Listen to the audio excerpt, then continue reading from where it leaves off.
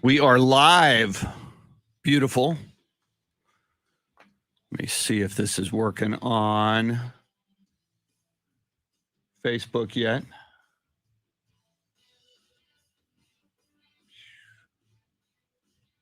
Oh, so now I think, and there it is.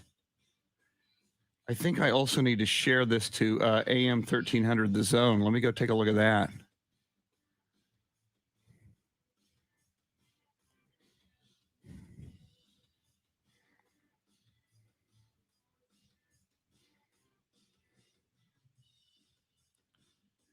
It should be pushing out. And I see it. Woo! Woo! Beautiful.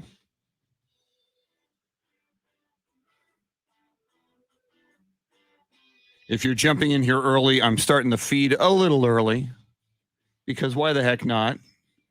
Oh, okay, what's happening there? Let's see. And there's that. Jason Paniagua, first guy in. Buenos dias. Woo! Jason, you're first in of the week. Somebody else is in here. 3 now. Welcome, everybody. We're about 2 or 3 minutes out. I'll guzzle some more iced tea. Thank you, Foamfoot 420. Good morning, Hector Gomez. Thank you, Luisa. I got to eventually. This monitor blocks. How about them Cowboys? Exactly. Foamfoot 420. This monitor blocks half of my screen, and there's no easy fix currently. But we'll find a way. Find a way to make this work. Thank you, Hector. Chris, that is me in a Cowboys hat and a Cowboys shirt, sir. Because they're America's team. America's team, the Dallas Cowboys. Where's my headphones? Yeah, so I was on vacation last week, and Shannon is on vacation this week. Woo, it's crazy. It's vacation time in this building.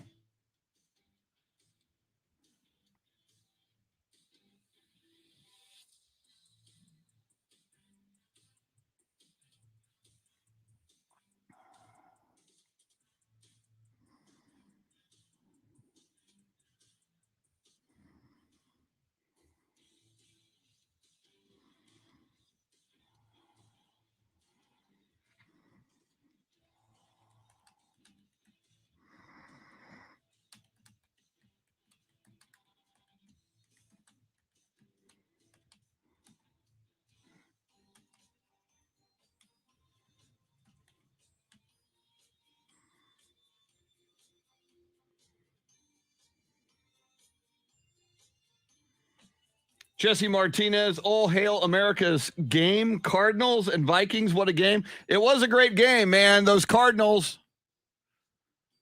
And I'm just not a big Kirk Cousins fan, especially this year. So I must admit, I am happy to see the Vikings go down. 0-2 Vikings. It's too bad for Mike Zimmer, though. Good guy.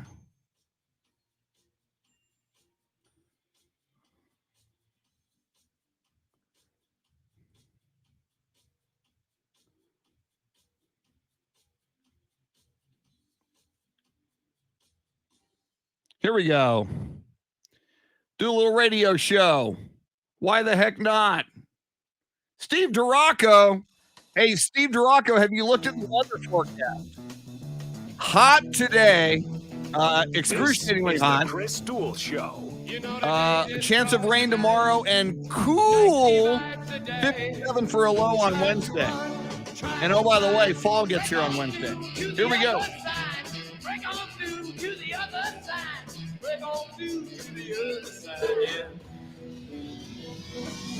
Board meeting, Rocket Man. Now, Chris Duel.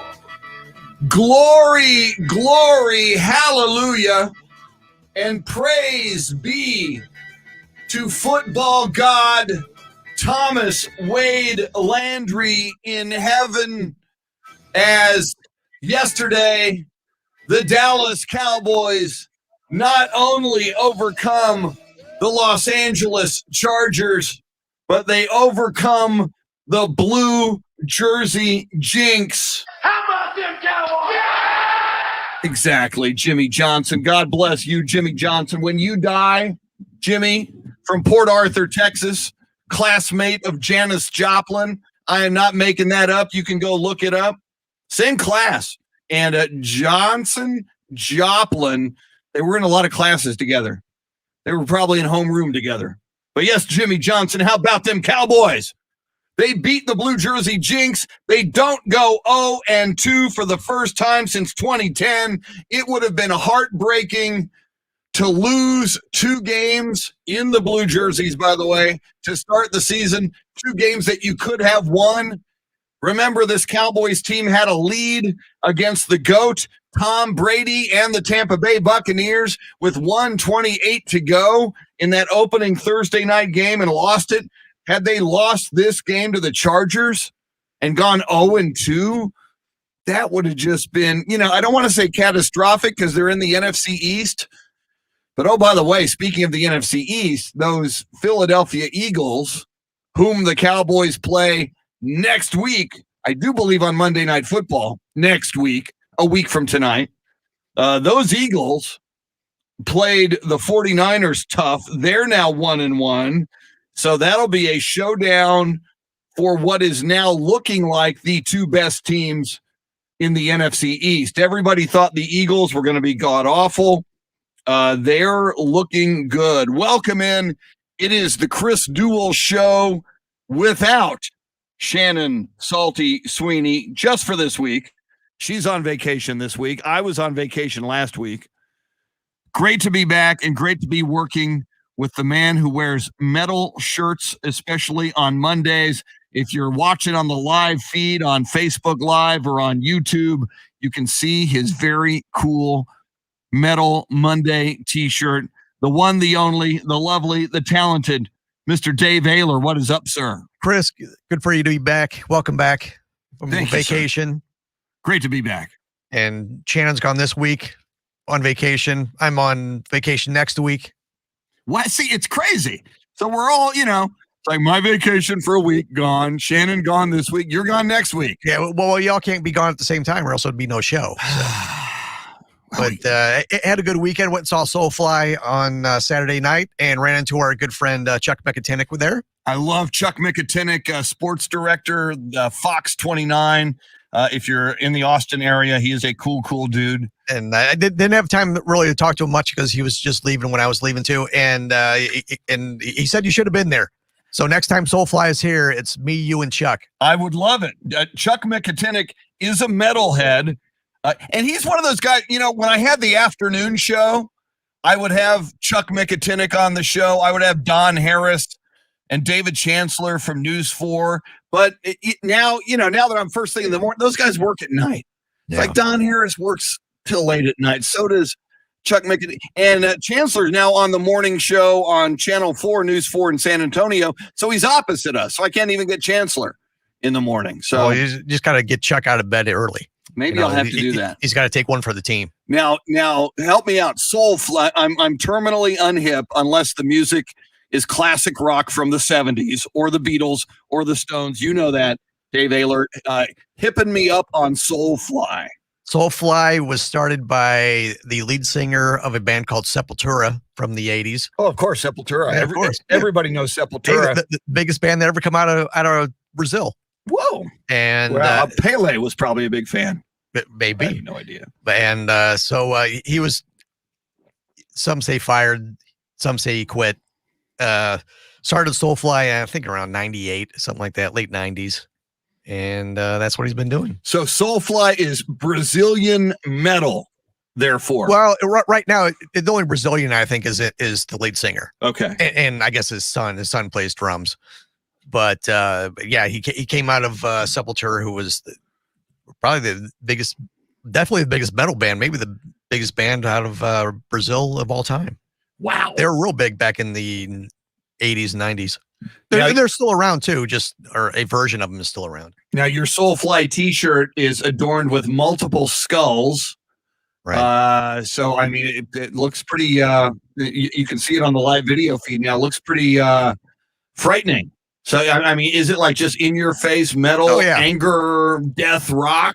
It's not death metal, but it's loud. It's raw. And where was this venue? Where'd you see this concert? It's at Vibes concert or Vibes. What's it called? Vibes Event Center. On East Houston. Vibes Event Center on East Houston. Yeah. Do you know where the Rock Box is on East Houston?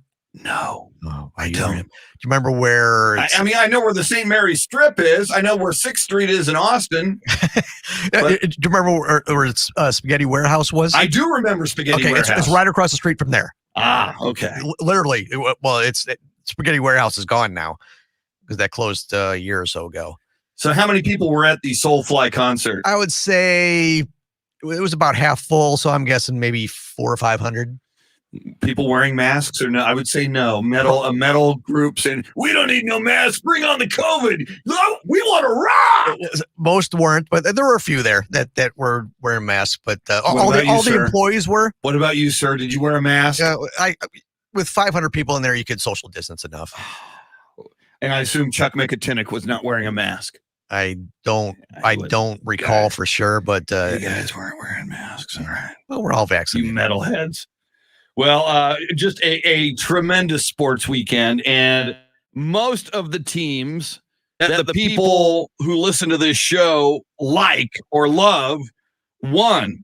On the college level, the Texas Longhorns absolutely annihilate Rice 58-0.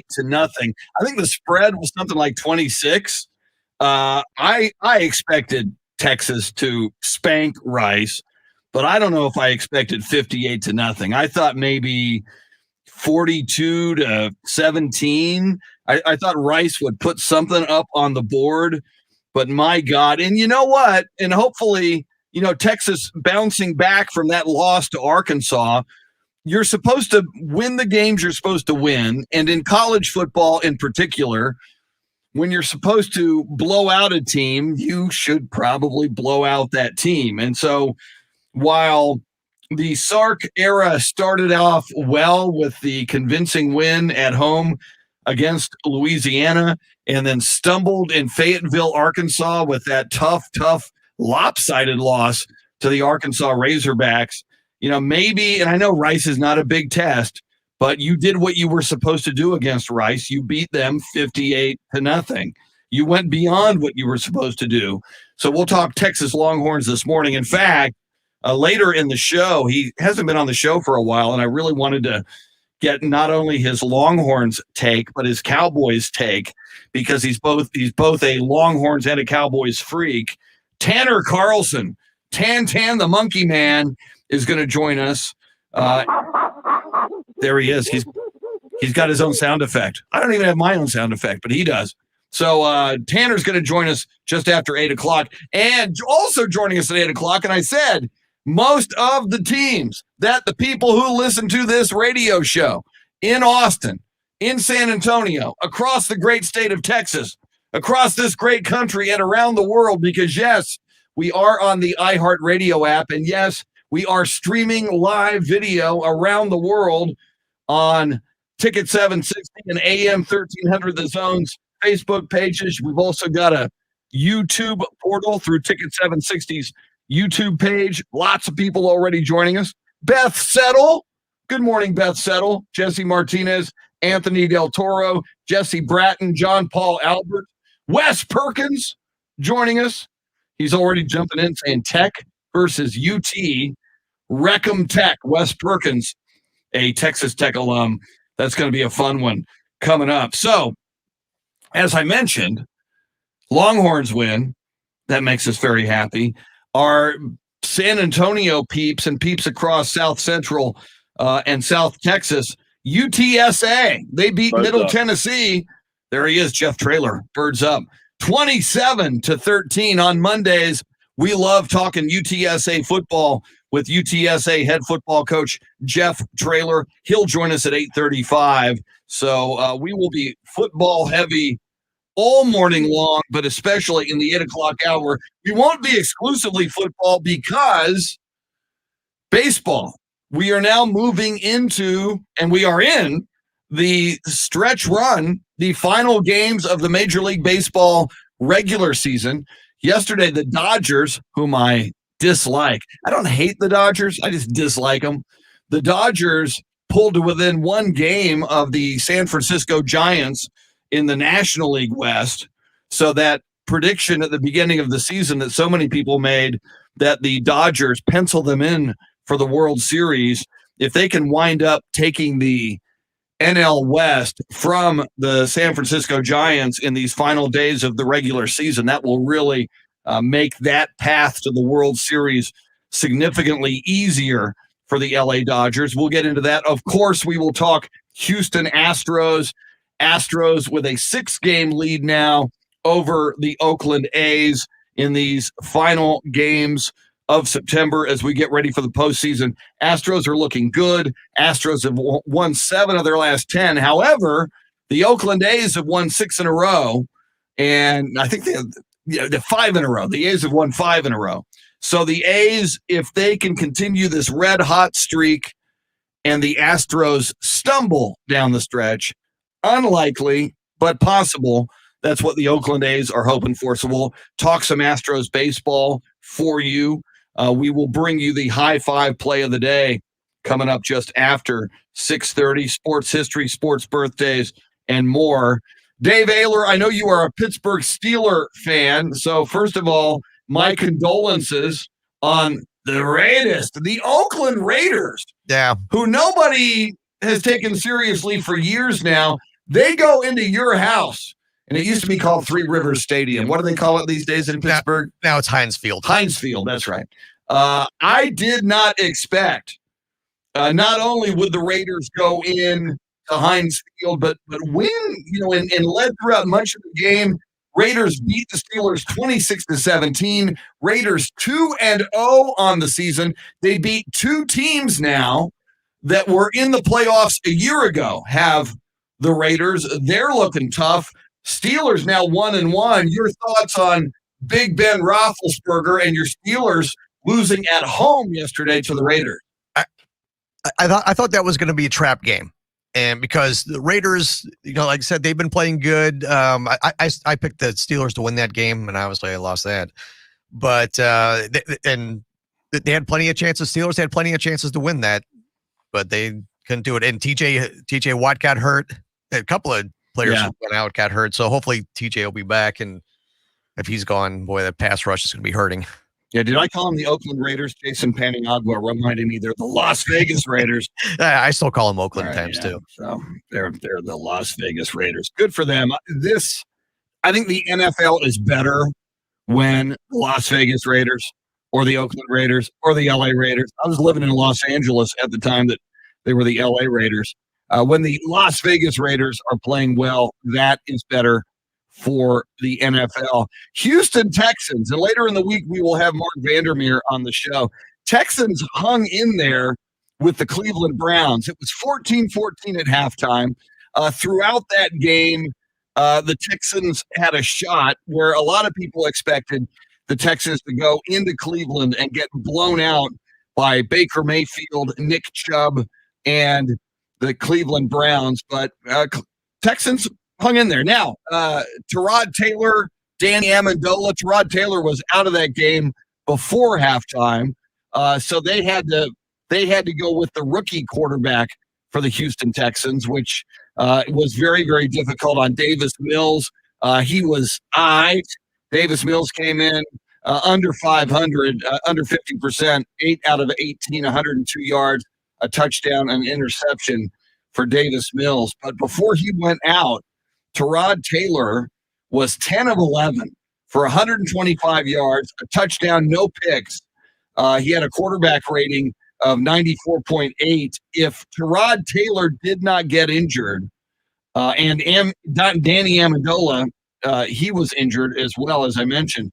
If he doesn't get injured, the Texans might pull that upset and be 2-0 right now, which would be crazy. A lot of people coming into this season thought the Houston Texans would tank this season to get Spencer Rattler, the quarterback of the Oklahoma Sooners, whom a lot of people expect to be the number one overall pick. But so far, no indication from the Houston Texans that they are going to roll over and die. Yes, we will talk Dallas Cowboys. Cowboys came out on fire.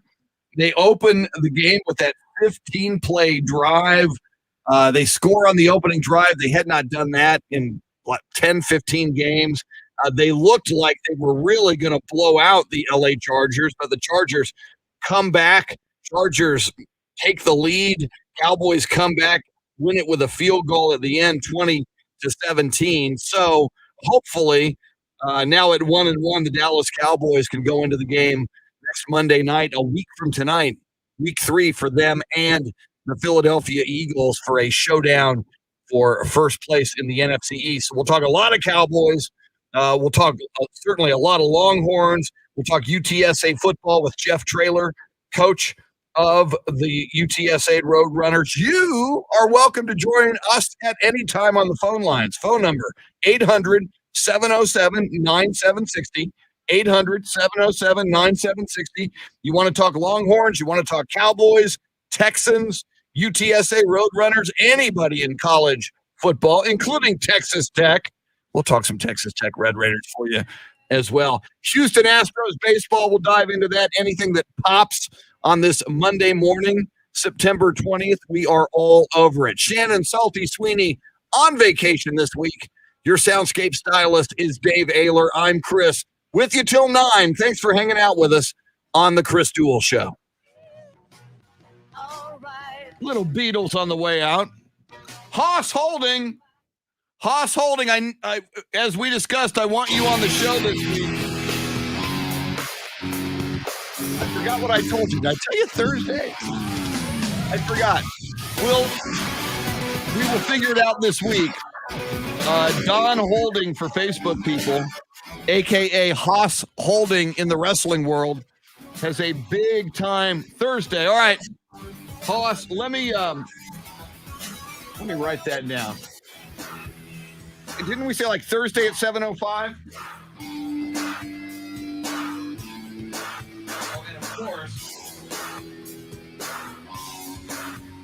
what I'm looking for to write that down here.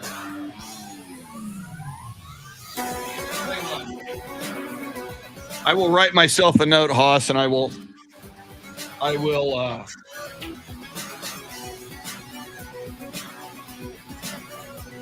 add it to my calendar, which is not in the studio with me. It's in my car. So 7:05 Thursday.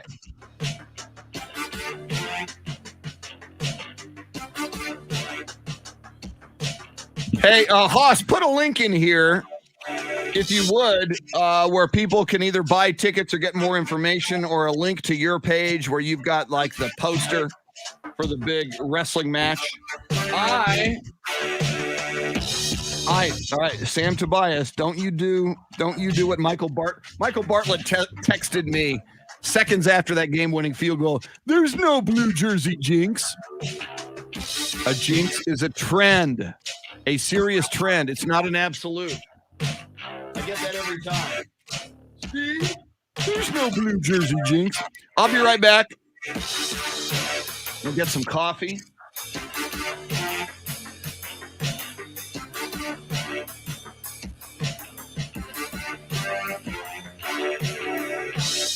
I got my Strata tanker of coffee here.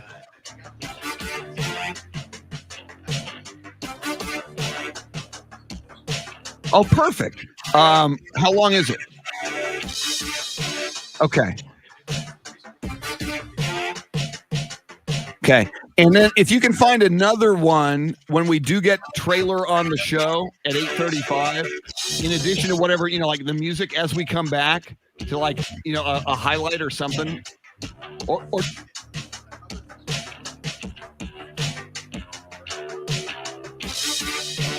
so all right, let's use it for that then. It's 23. All right, let's use it there.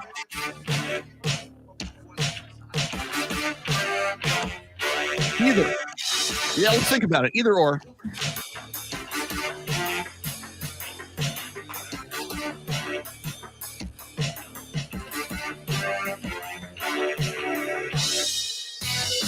Cool. Thanks. I'm going to grab a coffee. I'll be right back.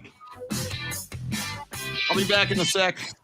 Yeah, Leo, I saw that. I knew he was born in LA, but I did not know he lived there until age 6. And that his childhood home was near LAX and now SoFi Stadium. Back in 90 seconds.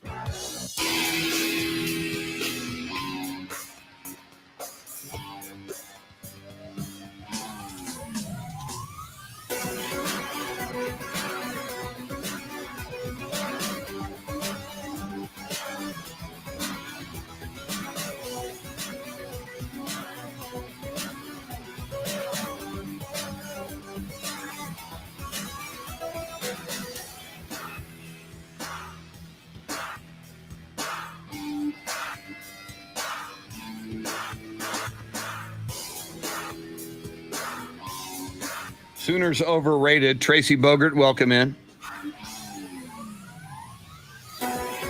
Yeah, 2 weeks in a row, the Sooners kind of dodge a bullet. I hope that will catch up to them because they're not one of my faves.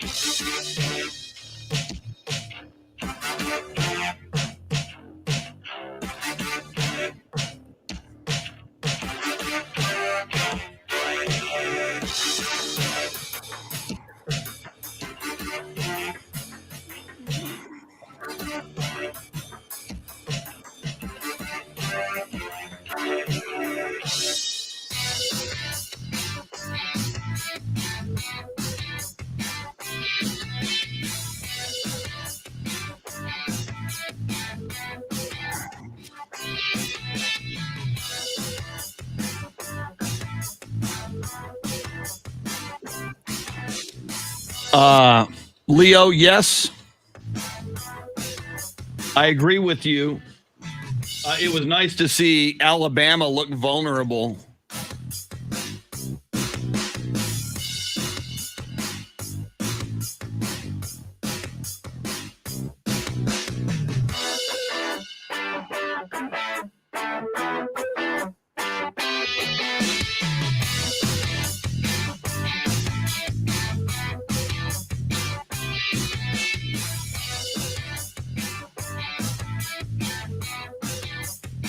By the way, a heat advisory, if you're in South or Central Texas, high temperature, I know in San Antonio could get near 100 today, and there is a heat advisory saying that the heat index could get to like 105, 106, which is crazy.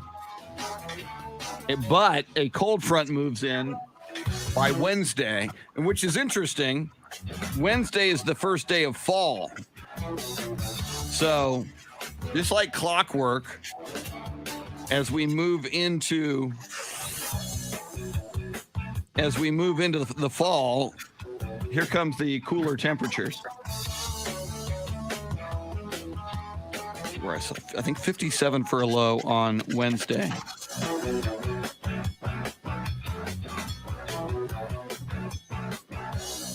Here we come. Low Thursday, 52. Low Thursday and Friday, 52. We're back. It's the Chris Duel Show with Shannon Salty Sweeney. Join in by dialing 1-800-707-9760. Thank you, cool voice dude. Shannon Salty Sweeney is on vacation. Welcome in. It is the Chris Duel Show. I am back from vacation. Great to be back. Dave Ayler going on vacation. And how was, did you leave Port A still standing? I left Port A still standing. However, and I posted this on Facebook.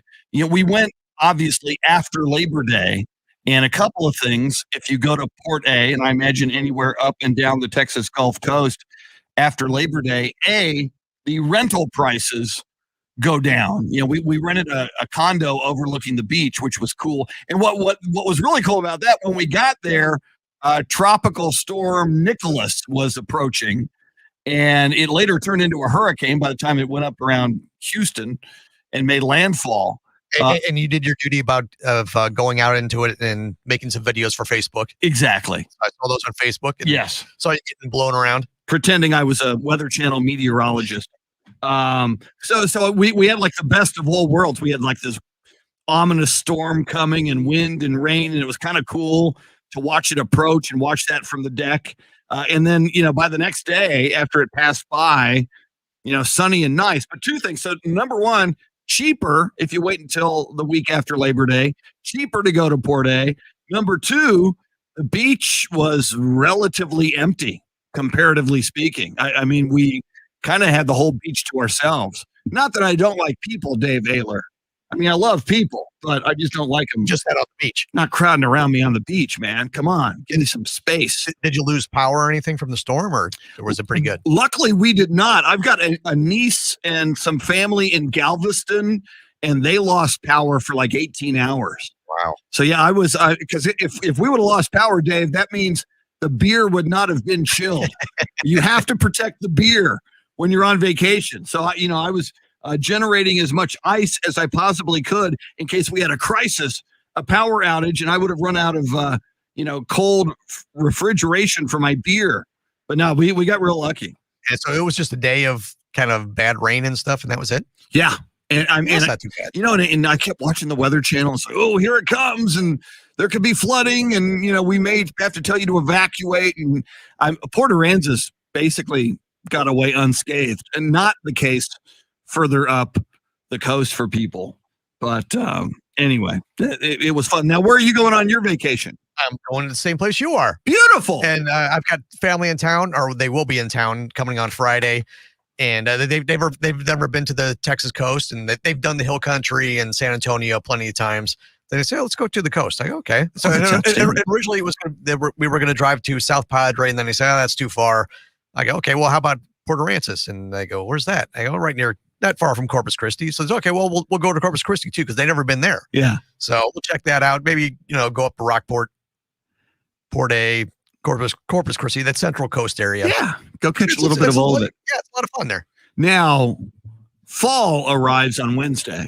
And I looked this up because I'm a freak, Dave. The autumnal equinox is at 2:20 p.m. on Wednesday. So technically, we're still in summer. Today and tomorrow will be our final summer shows. Actually, do one on Wednesday because it doesn't come till 2:20 on Wednesday, 2:20 in the afternoon. But have you looked at the weather? Well, yeah, we're going to get hit with winter here in midweek, which means like 85. Well, but the low temperature, I think Tuesday, 57. Low temperature, these are the lows. It's still going to get into the 80s, but low temperature on Wednesday and Thursday going to get down to 52. That's about, I start whining. Once you start approaching the 40s, Dave Ayler, I'm not built for that. I am built for sunny and 75. I am not built for cloudy and 52 degrees and rainy. Yeah, I'm a warm weather person too. If it gets below 80, it's too cold for me. And that's the reason. Yes. One of the reasons I moved here, I wouldn't have to deal with all that. But it will be nice hearing my air conditioner turn off for once. Yes, it will. Now, as I say that, and I'm looking at the long-term forecast, temperatures will, by the time you go on vacation, they get back into the 90s. The highs will still be in the 80s later this week. The low 80s on Wednesday. But then once we move into the weekend, highs get into the 90s again, and the lows are going to be in the 60s. And the 80s is really nice. 90s I can deal with. Once it gets 100, I go, okay, this is getting a little crazy now. Well, and see, that's why you want to go to the coast. Right. It's all, no matter what, you get that little breeze off the water, have a few adult beverages, and all is right with the world. All right, it is time for our high five play of the day. We give out high fives at this time because we should, because somebody in the world of sports, and occasionally we venture outside the world of sports, but we won't do that this morning. You're going to know the guy we're giving the high five to, and you might not like him. And I did not like him, Dave Ayler. Oh, by the way, before I do this, high five is brought to you by, appropriately, High Five. Two locations in the Austin area. They got a little bit of everything.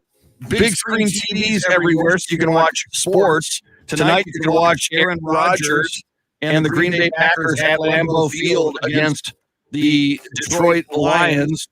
Jared Goff, he's going to have a great time in Detroit, I can already tell. But that is at Lambeau tonight. So big screen TVs, so your high five locations, you can watch sports. There's great food, great drinks, food specials, drink specials, and all kinds of games. From bowling to laser tag to axe throwing and more and more and more. Just a great time. Two locations in the Austin area. High five. Dave, some people are not going to like that I'm doing this, but you got to give this guy props. He is the GOAT. I didn't used to like him, but when he turned 40, he joined me in the ranks of old guys. Get off our lawn. Tom Brady, 5 touchdown passes yesterday. And once he got to 4 yesterday in their win, the Tampa Bay Buccaneers win over the Atlanta Falcons, he joined kind of an elite club. Yesterday, when he got to touchdown number 4, and he wound up with 5, he had thrown at least 4 touchdowns in the last 4 consecutive games, dating back to last season. The only other 2 human beings to ever do that were Dan Marino in 1984 and Peyton Manning in 2004.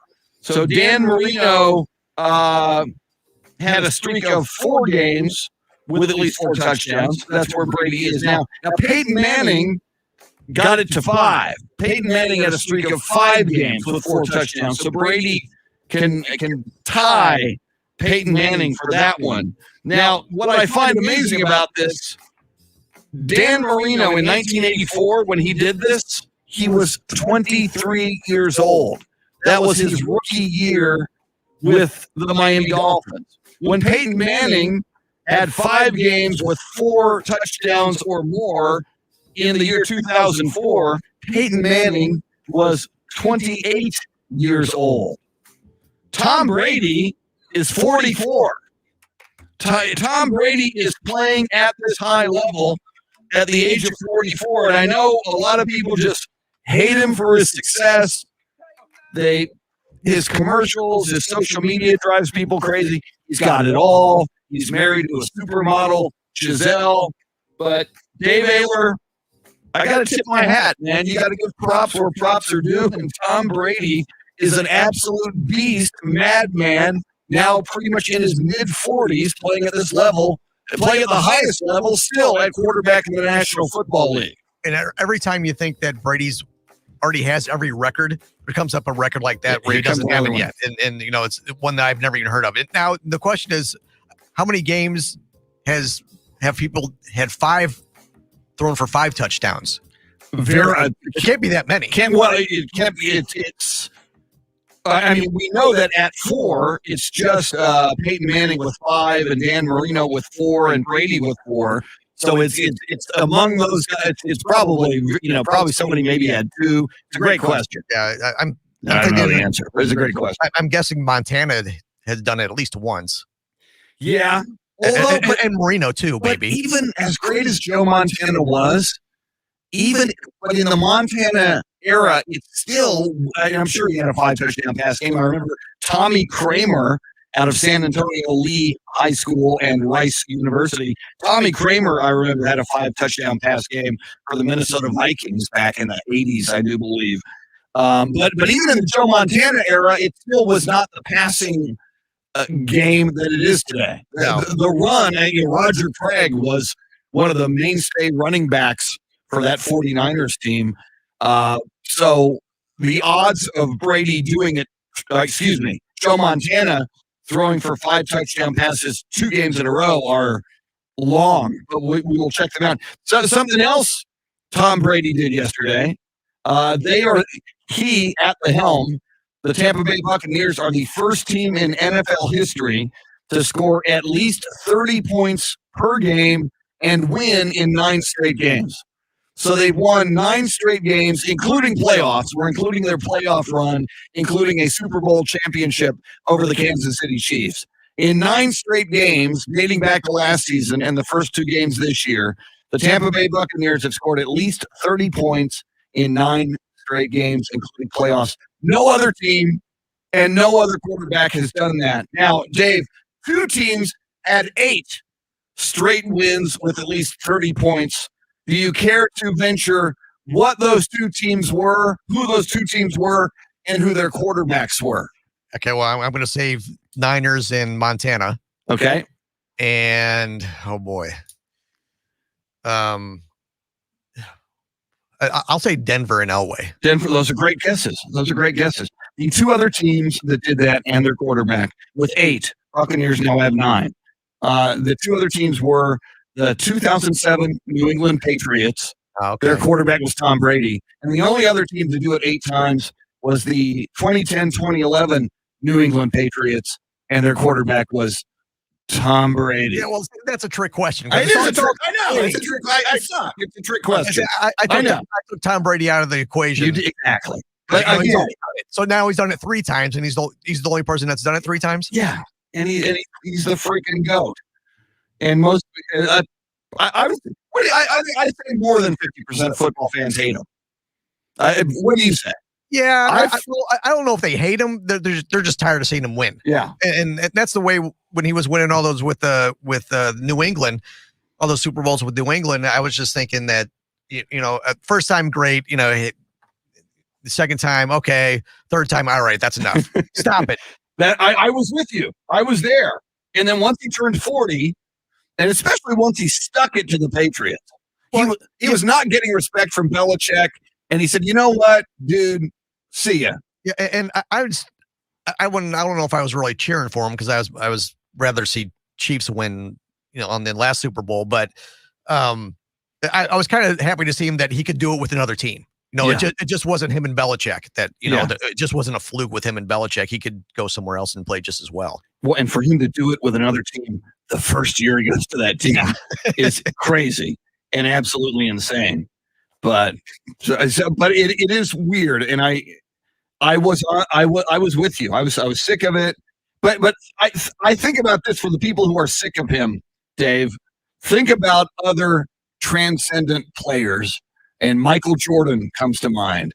And if you're going to mention Michael Jordan, maybe you should mention a Kobe Bryant.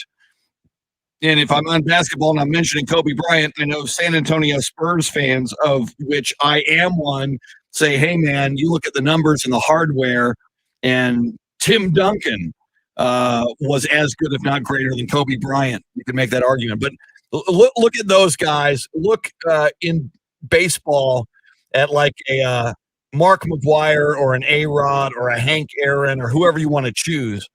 When it's over, it's over. You know, we watched that documentary, the 10-part documentary on Netflix, The Dance, all about Michael Jordan. And for those of us, and I am that old, and so is Dave, to have lived through the Michael Jordan era and witnessed that greatness while you're watching it. And I was this way with Michael Jordan, too. It was like, all right, enough already. Another Chicago Bulls championship, enough. But when it's over, it's over.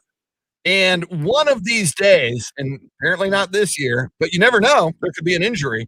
One of these days, Tom Brady's skills will diminish. You saw it a year ago with Drew Brees. Everybody loves Drew Brees, usually. But you could really tell this past season, the season after which he retired and kind of needed to retire, that he couldn't throw the long ball with accuracy like he used to. Peyton Manning, at the very end of his career, when he was with the Denver Broncos, you saw his skills diminish. That father time is undefeated. That is going to happen with Tom Brady.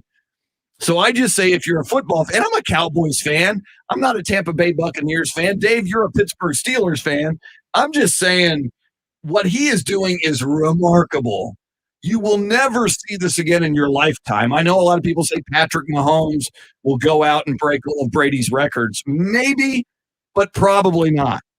I'm just saying, savor it, enjoy it, and even if you don't like him, realize that you're witnessing something remarkable. Yeah, and you're not going to see this. Well, most likely you won't see this again in our lifetime. Well, I'm so old. Yeah, definitely not me. Somebody better in our lifetime. Yeah, maybe in somebody younger than us. I might not make it to the end of Patrick Mahomes' career the rate I'm going.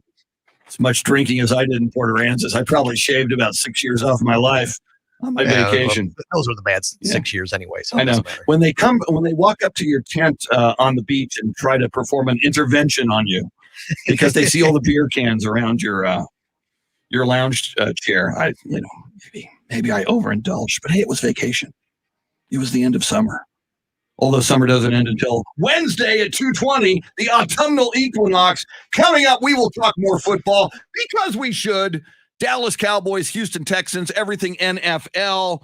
We will talk college football as well. We'll dive back into the Texas Longhorns. We'll look at the top 25 and more. Speaking of college football, Jeff Traylor, UTSA head football coach at 8:35. Tanner Carlson talking Cowboys and Longhorns with us at 8 o'clock. Don't go anywhere. You're listening to the Chris Duel Show. Woo! Woo! Leo Zambrano, yes, he did. Leo saying Tom Brady went out a winner. He sure did. Robert Almares, thank you, sir.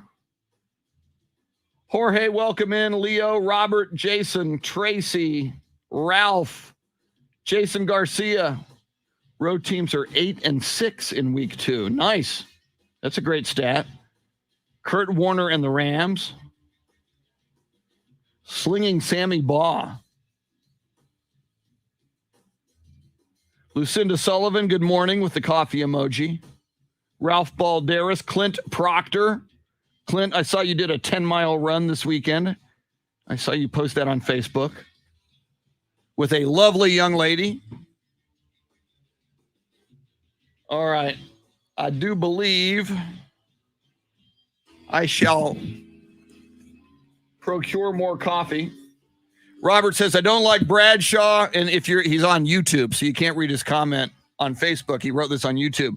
I don't like Bradshaw, Jaworski, Jurgensen, Jim Hart, Earl Morrill, Bart Starr, or Randall Cunningham. Wow, you go way back with Sonny Jurgensen Bart Starr and Earl Morrall, and even Jim Hart, number 17 of the St. Louis Cardinals. Leo, I did not see the Emmys. I mean, I was kind of channel surfing back. I mean, there was football last night. I did see the in memoriam thing. I guess I'll have to click. And who were the big winners, Leo, on the Emmys? I'll have to go take a look. I mean, I'm willing to talk Emmys. Most of us, with the pandemic, we watched a lot more television in the last year than normal. So I'll be back in a second.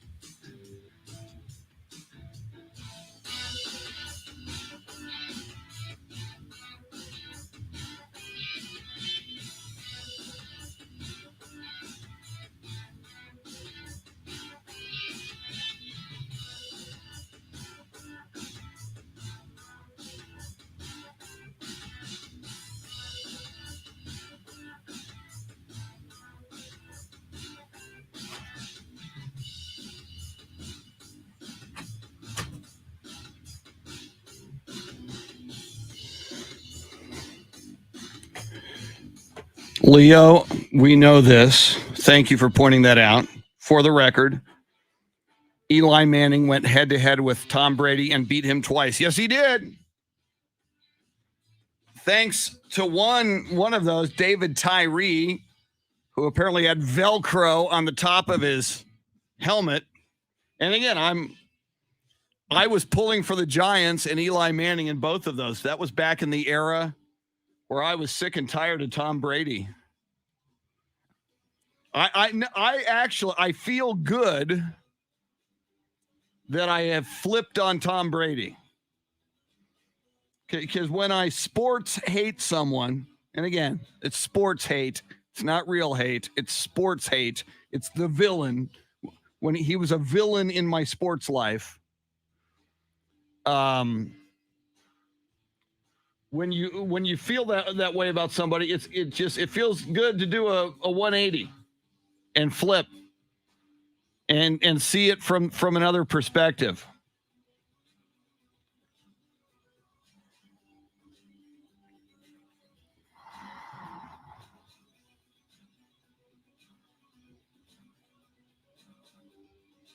Let me double check that I have that right, that it is Monday night next week. Cowboys. And we open up Thursday night, Texans-Panthers. You know, Texans are intriguing. Sam Darnold, does he have the Panthers at 2-0? Yes, he does. So it is Monday Night Football, a week from tonight. Cowboys-Eagles at AT&T Stadium. Thank you, Lord. Lord Thomas Wade Landry, who is now a football god. He was a man. He ascended into heaven and is seated next to other football gods like George Halas, Tex Schramm.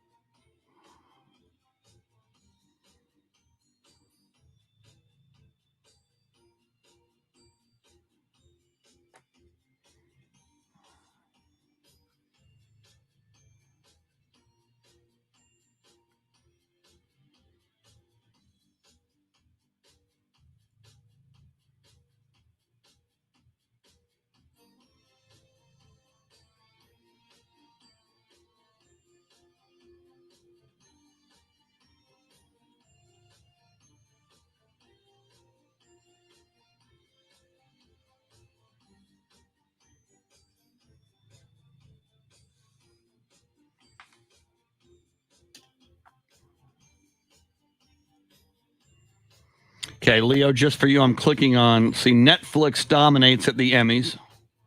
The streaming company swamped the competition with a total of 44 trophies, pushing ahead of HBO. Powered by multiple wins for The Crown and The Queen's Gambit.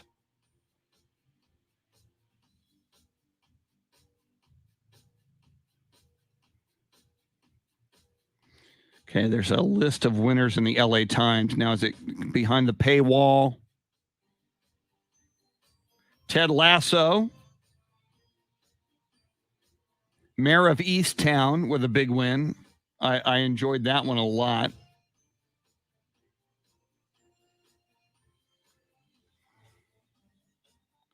Limited series, The Queen's Gambit. Dramatic series, The Crown. Comedy series winner, Ted Lasso. Variety special, Hamilton. Thank you.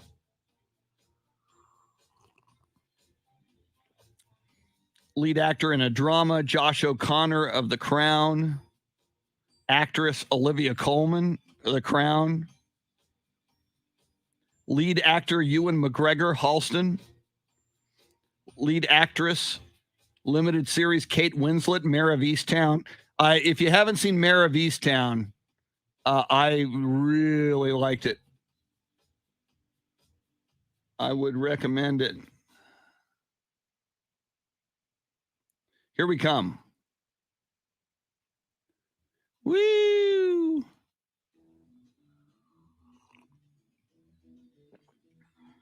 This is the Chris Duel Show.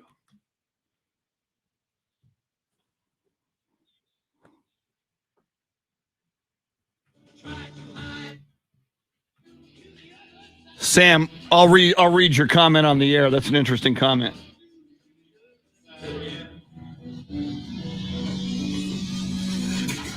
Now, Chris Duel.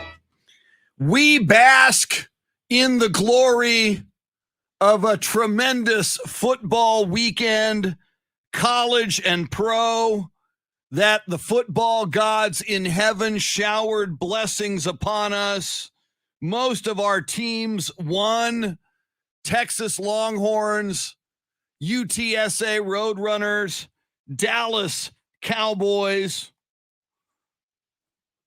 Thank you, Jimmy Johnson, the pride of Port Arthur, Texas, alongside Janis Joplin.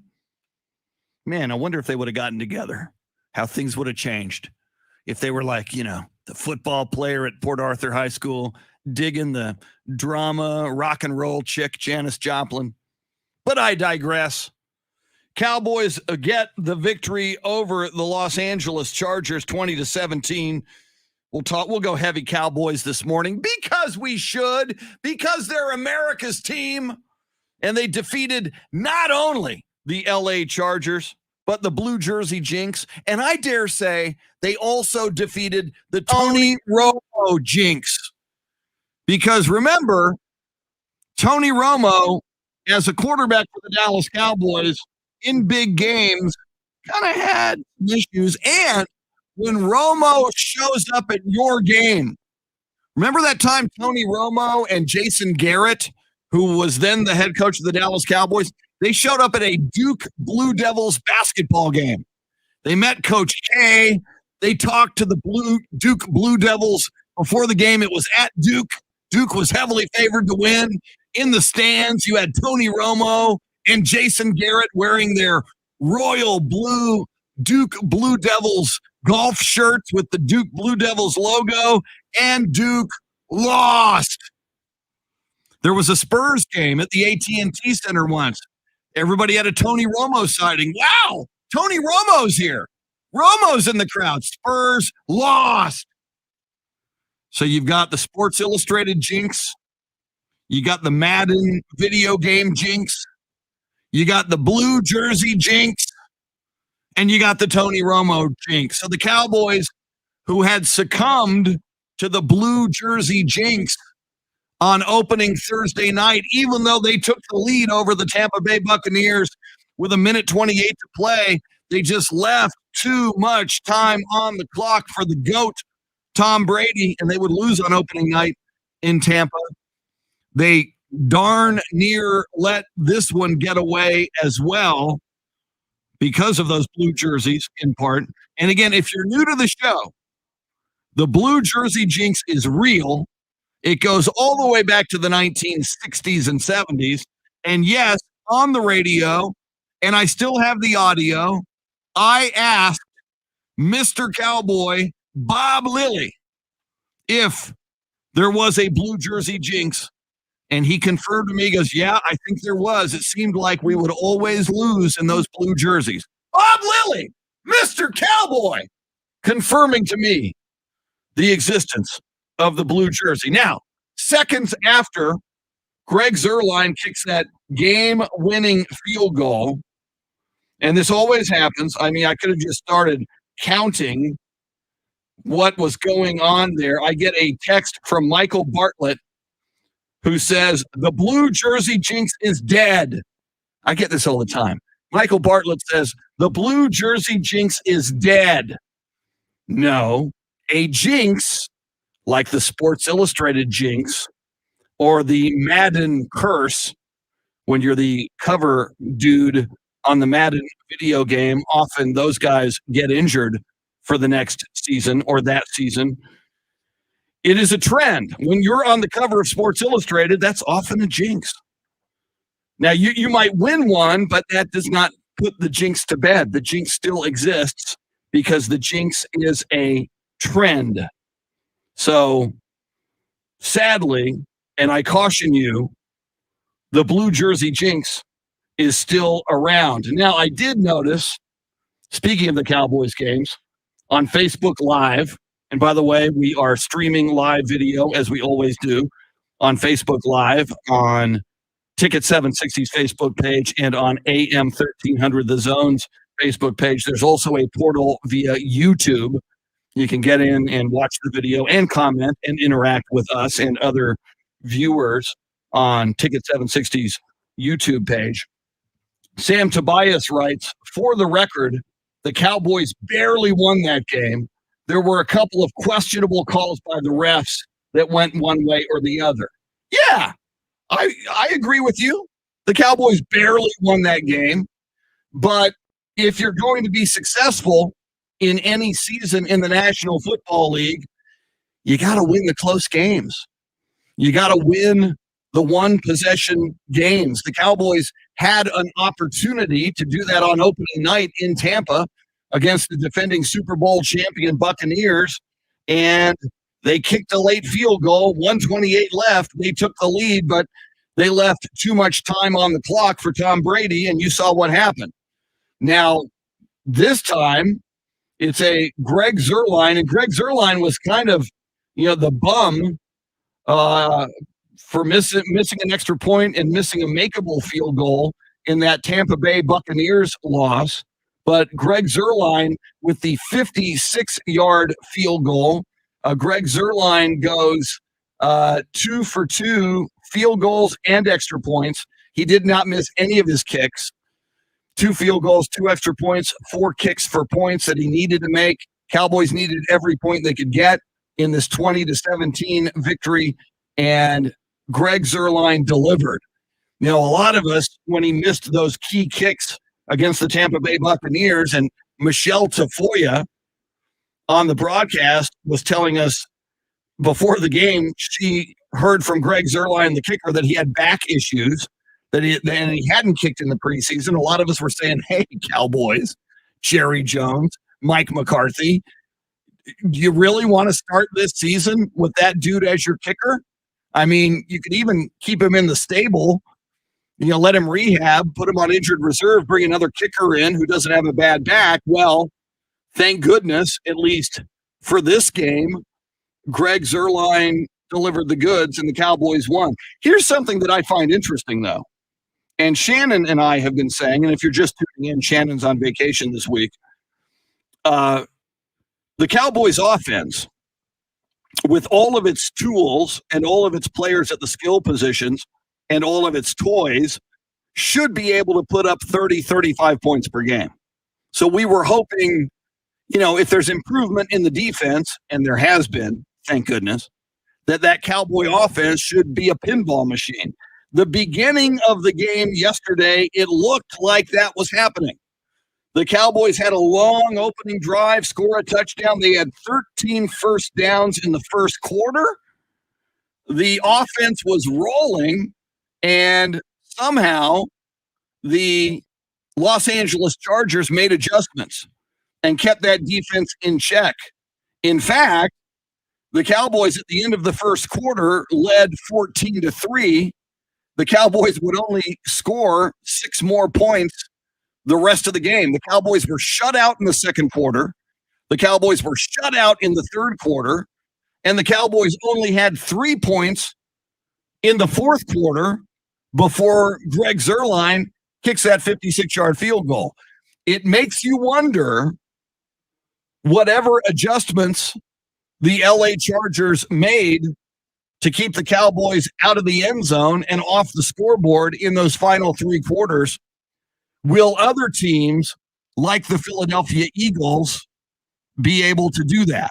Something to watch moving forward. Now, the flip side of that equation, you held a pretty good, if not a very good, we'll see how the season plays out, the Los Angeles Chargers offense to just 17 points. So this Cowboys defense, which was obviously much maligned last year, it was historically the worst Cowboys defense, even dating back to their expansion year in 1960 when they went 0-11-1. Under new defensive coordinator Dan Quinn, this Cowboys defense is now playing some pretty good football. And interestingly, the two guys who led the Cowboys in tackles yesterday are two guys who have been known to have injury issues the last few years and have been questionable and have forced some Cowboys fans to wonder if they should have a future on this football team. I'm talking about Jalen Smith and Leighton Vander Esch. Jalen Smith led the Cowboys in tackles with 9. He had 6 solo tackles. Leighton Vander Esch had 7 total tackles. Those were best for the Cowboys. At 6 tackles, Trayvon Diggs, Jaron Kearse. Interestingly, Micah Parsons, who they moved to defensive end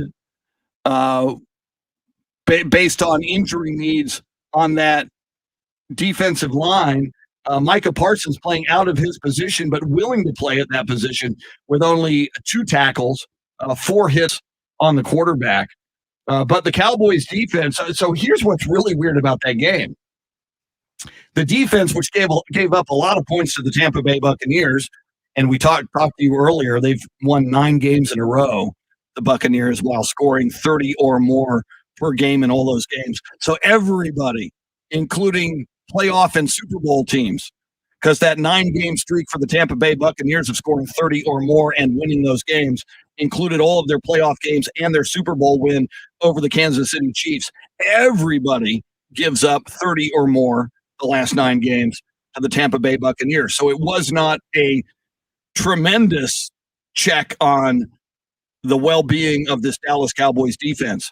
You look at yesterday's game against the Chargers, to hold them to 17 points, I think has got to give us hope for this Dallas Cowboys defense. Now, Justin Herbert, now in his second year at quarterback, now for the LA Chargers, he had a pretty good game other than his 2 interceptions. Justin Herbert, 31 of 41, 338 yards through the air, a touchdown and 2 interceptions for a quarterback rating of 87.2. But in general, the defense played very, very well. The offense went stagnant after a big, big first quarter. And Dave, one of the things I found interesting, the Cowboys giving the ball to Tony Pollard quite a bit yesterday, almost as much as they handed the ball to Ezekiel Elliott. They handed the ball off to Zeke 16 times. They handed the ball off to Tony Pollard 13 times. Pollard made the most of his carries. Tony Pollard, 109 rushing yards on his 13 carries. That's 8.4 yards per carry. Also had a touchdown. Zeke, 71 yards on 16 carries, 4.4 yards per carry for Zeke. Zeke also had a touchdown. I mean, for the past few years, Dave, after Zeke got paid that huge contract, Ezekiel Elliott has not, in my opinion, been the breakaway superstar running back we had hoped he would be. I don't know if part of Tony Pollard's success yesterday was the fact that Ezekiel Elliott was the focus for the LA Chargers. Let's stop Zeke. And then it was kind of a surprise. Here comes Tony Pollard. And wow, he just busted another one. But Tony Pollard certainly yesterday, and maybe overall now, a more productive running back than Ezekiel Elliott. And that was one of the criticisms in the first game, was that there was no running game. Yes. And so the Zeke, I thought Zeke would get the ball more, but in this game, but I didn't think it was to be as balanced as between him and Pollard as it was. Yeah, and listening to as far as carries, I'm talking about. True, and listening to the announcers on that game, Jim Nantz and Tony Romo, part of what they're saying, and it makes sense, and I actually agree with it. They're saying Mike McCarthy, Dallas Cowboys head coach Mike McCarthy, realizes now, especially now with a 17-game season, that you've got to look to the future and say we can't get Ezekiel Elliott all banged up over these 17 games and hope to then be a team that not only wins the NFC East, but hopefully can go deep into the playoffs, especially if you've got a running back as talented as Tony Pollard. You know, they spread it out. 16 carries for Zeke, 13 carries for Tony Pollard. That makes total sense. What's cool about this now, you look at all of the Cowboys' weapons. You know, C.D. Lamb led the Cowboys with 8 catches, 81 yards. He was tremendous. Amari Cooper at wide receiver. Blake Jarwin and Dalton Schultz now sharing the load at tight end, looking good. But Ezekiel Elliott in that backfield, none of us would in the offseason or when you were thinking about all of the Cowboys' tools go, oh, yeah, and Tony Pollard. Now, I mean, if you're a Cowboy fan, obviously you knew who Tony Pollard was. You knew that he would provide the Cowboys a spark. But what he did yesterday was more than a spark. I mean, he was remarkable and a major part of what the Cowboys did. And Dave, exactly what you said, to be able to run the ball, which they did not run well at all. You add up all the rushes yesterday. You had C.D. Lamb on an end around. You had Cedric Wilson on a run as well from the wide receiver position. The Cowboys had 31 carries for 198 yards and an average of 6.4 yards per carry. You average 6.4 yards in the rushing game and you rush for a decent amount of carries in the NFL, you're usually going to win that football game. And the Cowboys barely won that football game on the 56-yard field goal at the end, but managed to come out of it. And I really think, Dave, we talked about this as well, they could have lost this game. The Chargers, you could argue, after that first quarter, outplayed the Cowboys. They had a lot of penalties and two touchdowns brought back because of penalties. Exactly. So they outplayed the Cowboys. Cowboys could have lost this game and gone to 0-2. And when Zerline came out there, were you thinking, "Oh, here we go again with this Zerline guy"? Because I was thinking, this kick, he's either going to make it, win the game, or he's going to be looking for a new job. Well, but it was a 56-yard kick. Yeah, so it wasn't like it was a 40-yard kick, right? But still, that losing another game because of his kicks. I don't know. Jerry would have been saying we got to find a new kicker. It would have been rough. But as of now, he still has a job for next week. And, there was that moment right before the kick when Tony Romo asks Jim Nantz, what do you think? Is he going to make it? Is he going to make it? And Jim Nantz kind of he goes, well, I think he can. He goes, that's not an answer. And he goes, okay, he's going to make it. And then he did.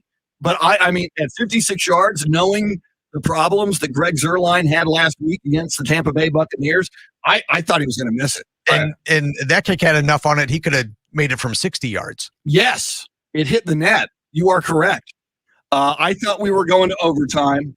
I knew the Cowboys were wearing the blue jerseys, the blue jersey jinx, and I knew that the Chargers were outplaying the Cowboys in the final 3 quarters of that game. I was not confident that the Cowboys would prevail in overtime.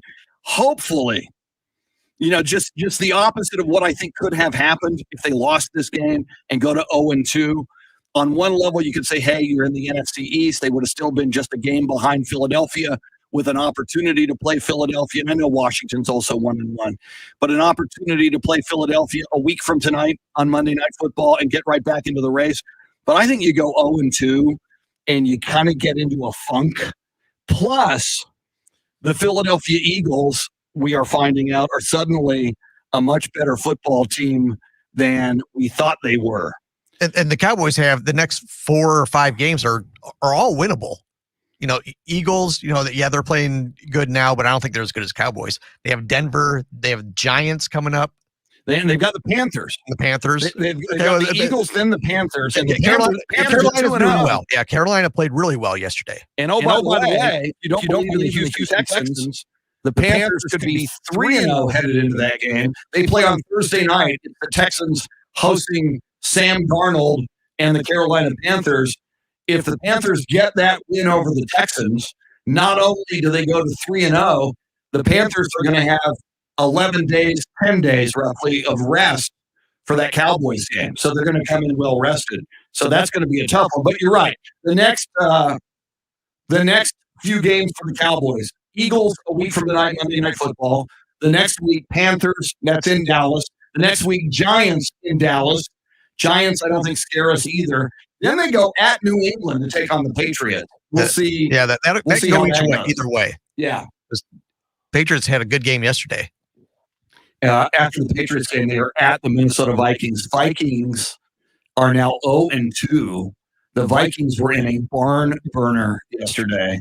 And I feel sorry for Mike Zimmer, the head coach of the Minnesota Vikings. He's had fits all offseason about the Vikings being one of the least vaccinated teams in the NFL, led by their quarterback, Kirk Cousins.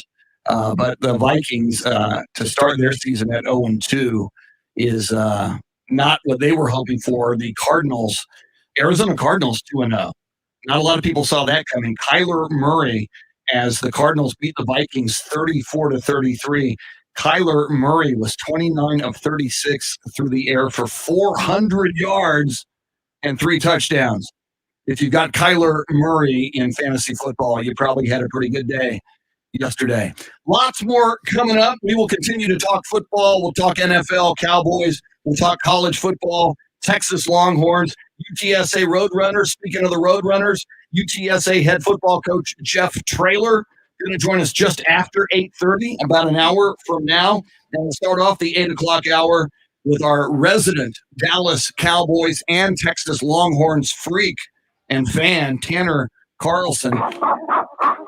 And he's kind of a Dallas Cowboys and Texas Longhorns savant. He's kind of Rain Man. He dives deep into the statistics and all kinds of things. Always fascinating and fun to talk football with Tanner Carlson. It is all coming up. We are with you till 9 o'clock this morning. Dave Ayler is your soundscape stylist. Thanks for hanging out with us. It's the Chris Duel Show.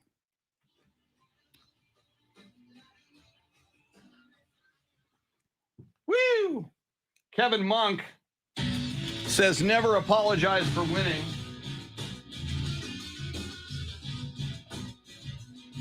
Thank you very much.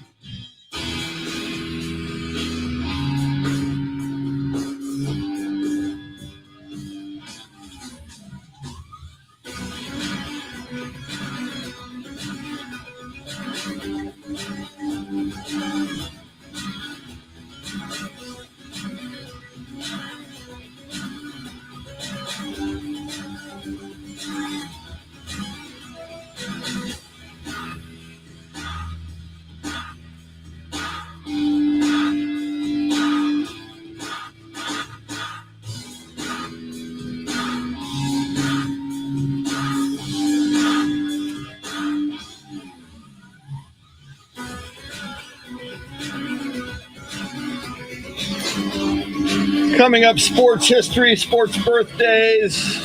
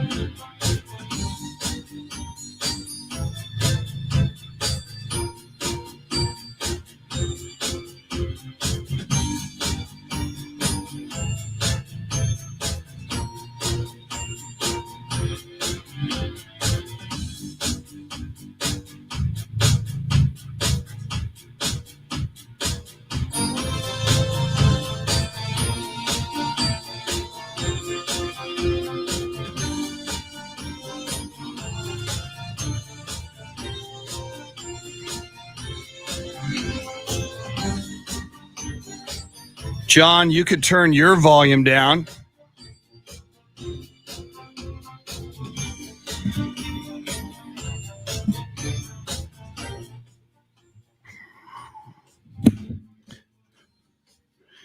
Haas Holding says, I'm not trusting this Cowboys coaching staff yet, meaning the head coach. I'm the same way. Don, I realize Mike McCarthy won a Super Bowl 10 years ago? But he hasn't done much since, both at Green Bay and here with the Cowboys.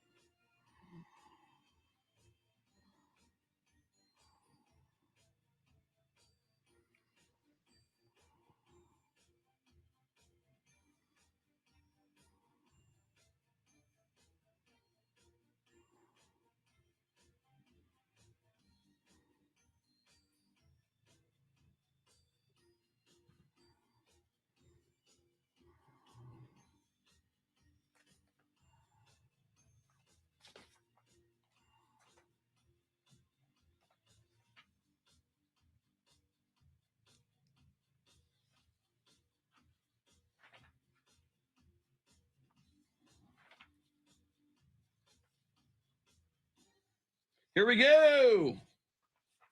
Woo! Woo!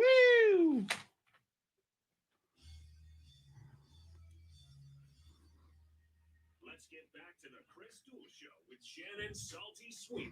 Find Chris and Salty on Twitter at Chris Duel and at Shannon B. Sweeney. Welcome back in. It is the Chris Duel Show. However, without Shannon Salty Sweeney this week. The salty one is on vacation. I was on vacation last week. She's on vacation this week. Dave Ayler, our soundscape stylist, going on vacation next week. I saw Shannon. I saw on social media she is in Orlando at Disney World. I saw Mickey Mouse and Donald Duck, among others. Was she wearing the Mickey Mouse ears? The photos I saw, they were like, she wasn't. She was behind the camera, so she was. I think it was like Instagram Live or something. So that's a good question. But I wonder, and my wife was asking me this question. When was the last time you were at Disneyland or Disney World? When I lived in Southern California in like the 80s, I went to Disneyland. But I wonder for an adult, if you don't have kids, and I went to Disneyland as a kid. I don't know, unless you're taking your kids as an adult. I wonder how much there is to excite you at Disneyland or Disney World. Well, some of those other parks, maybe not. I've never been to Disneyland. I've only been to Disney World, and that's. I think that's geared more toward kids. But they have the new. There's Epcot in Orlando, and that's okay. You could be older to enjoy that. And the Star Wars thing, they have a new Star Wars park there. Okay. So there's some stuff for older people, or I wouldn't say older, but non-kids. Yeah, it's something older than 8 years old. The last time I was there in Disney World was 1990, and I was 20. Yeah, 20 years old. So, and I enjoyed it. I had a great time. So amazing. In 1990, for those of us who are old, it doesn't sound like it was that long ago to me. A long time ago. It was like 31 years ago. 1990 was 31 years ago, for crying out loud. My goodness. All right. Coming up, just want to remind you, big 8 o'clock hour, Jeff Traylor of the undefeated UTSA Roadrunners. They got a big win over Middle Tennessee over the weekend, 27-13. We'll talk everything Roadrunners with Jeff Traylor. Great interview. You will remember along the way during his coaching career, he was a one-time assistant at Texas. So he knows all about the 40 acres. And he is building this UTSA football team with big expectations. We've talked about it a lot. Dave Campbell's Texas Football Magazine picked UTSA to go 10-2, which is a heady record, and a record they've never achieved in that program. And now at 3-0, UTSA is on a trajectory, if they can keep on keeping on, to do big things with their program. So we'll talk UTSA football and more with Jeff Traylor just after 8:30. We'll dive back into the Texas Longhorns and their big 58-0 win over Rice on just after 8 o'clock. Tanner Carlson. We'll talk Longhorns and Cowboys with Tanner. I don't know, someone, and we'll talk with him later in the week, Dave, but has anybody checked on Paul Alexander, our good friend and resident Rice University enthusiast and devotee, Paul Alexander, after that 58-0 shellacking? You have to make sure he hasn't done anything drastic. Poor Paul. But even on Friday, though, he said or on Thursday when we talked to him, he wasn't expecting anything fantastic out of a Rice. But they didn't give him a game. No. 58-0. Yeah, obviously. I mean, you could have put a team to go up against Texas and go 58-0. You and I could have gotten beat 58-0. Yeah. You're right. You could have quarterbacked. I played tight end. You tried to chuck me the ball. We got beat 58-0. We could have got some shortage, some yardage on the short routes anyway. And we might have done a trick play, a gadget play that maybe could have scored. Flea flicker. Yeah, maybe we do a flea flicker and we get beat 58-6, because I'm assuming we'd miss the extra point. But, maybe we score 6. But, yeah, that's So, no, and I don't think anybody in their right mind would have picked Rice to beat Texas. I think the spread was somewhere around 26 points. I picked Texas. I think it was 26.5, and I picked Texas to be fine, giving 26.5 points to Rice. And I didn't see 58-0 coming. That was just a beatdown. So if you're a Longhorn fan, you got to love that. So anyway, we'll talk more Longhorns, Cowboys, and more just after 8 o'clock. Tanner Carlson, who is a freak for both the Longhorns and the Cowboys, is going to join us. So that should be a lot of fun. But right now, though, let's get you caught up on sports birthdays. And on this September 20th, this day in sports history.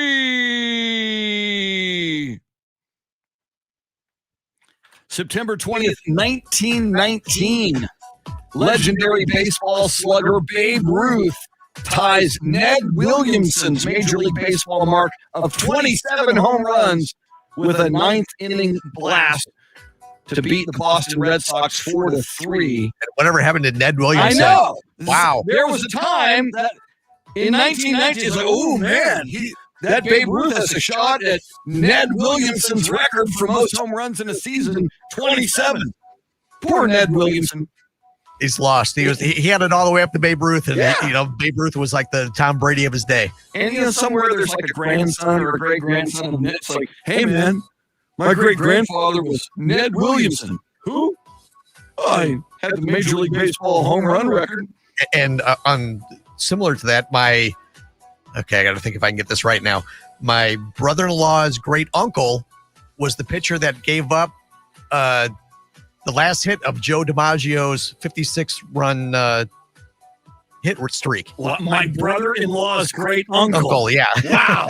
But it's, hey, man. They even have a couple of his baseball cards. It's cool, though. You've got that connection. And if you look him up on YouTube or on, if you Google his name on Wikipedia, that's the only thing he's known for. He played 8 years in the major leagues, and that's the only thing he's known for. He's there. It's like Moonlight Graham in Field of Dreams. He got into one game for one at-bat. If you make it to the bigs, man, you've done something special. It's like and even like in the replacement games in 1987, if somebody was a Dallas Cowboy for one down, if you went out onto the field and you put that star on your helmet, I am impressed. You are a stud.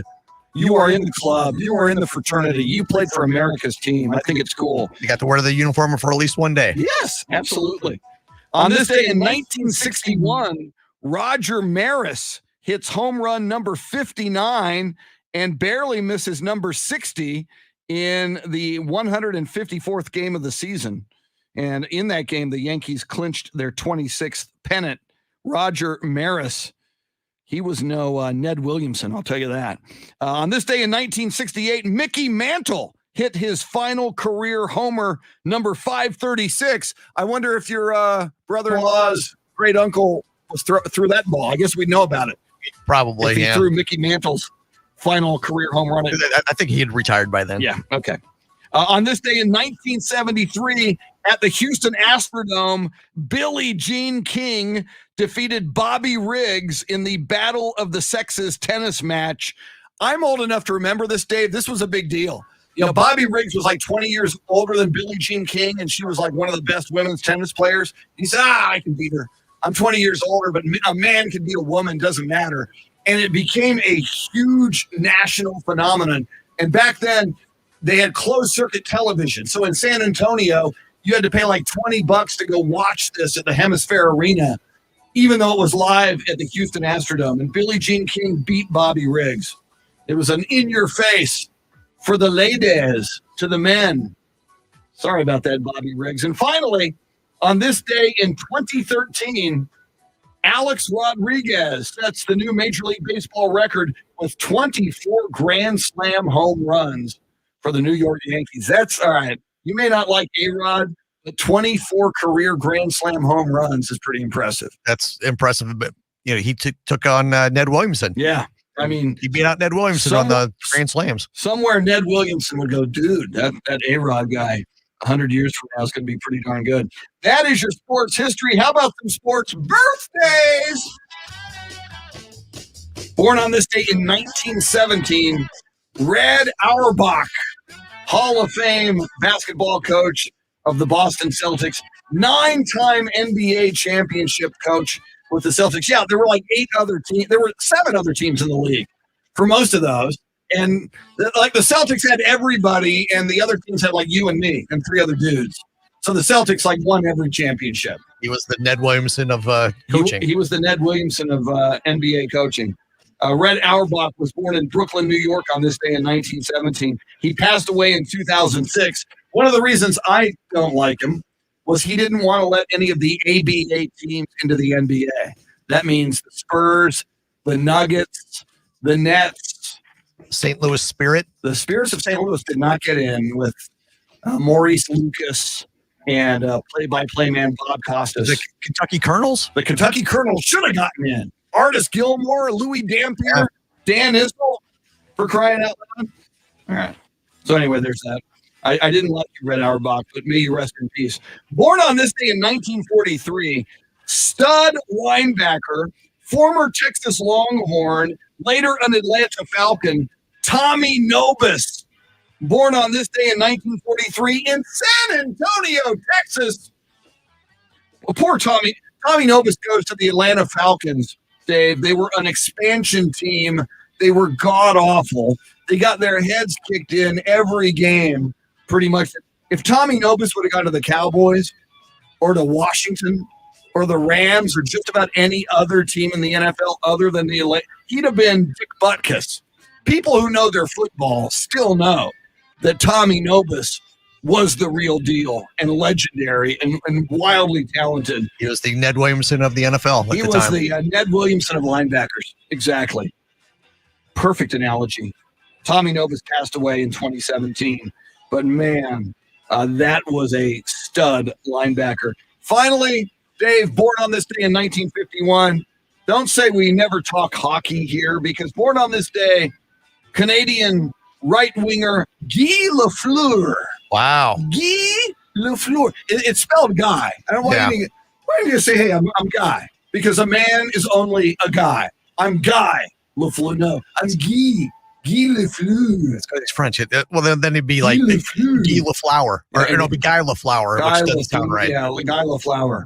Yeah, I mean, that's not a manly name for hockey. But Guy Lafleur was born on this day in Montreal. He played for New York. He played for Montreal and the New York Rangers. He was born in Thurso, Quebec. I did not know that. That's French Canada.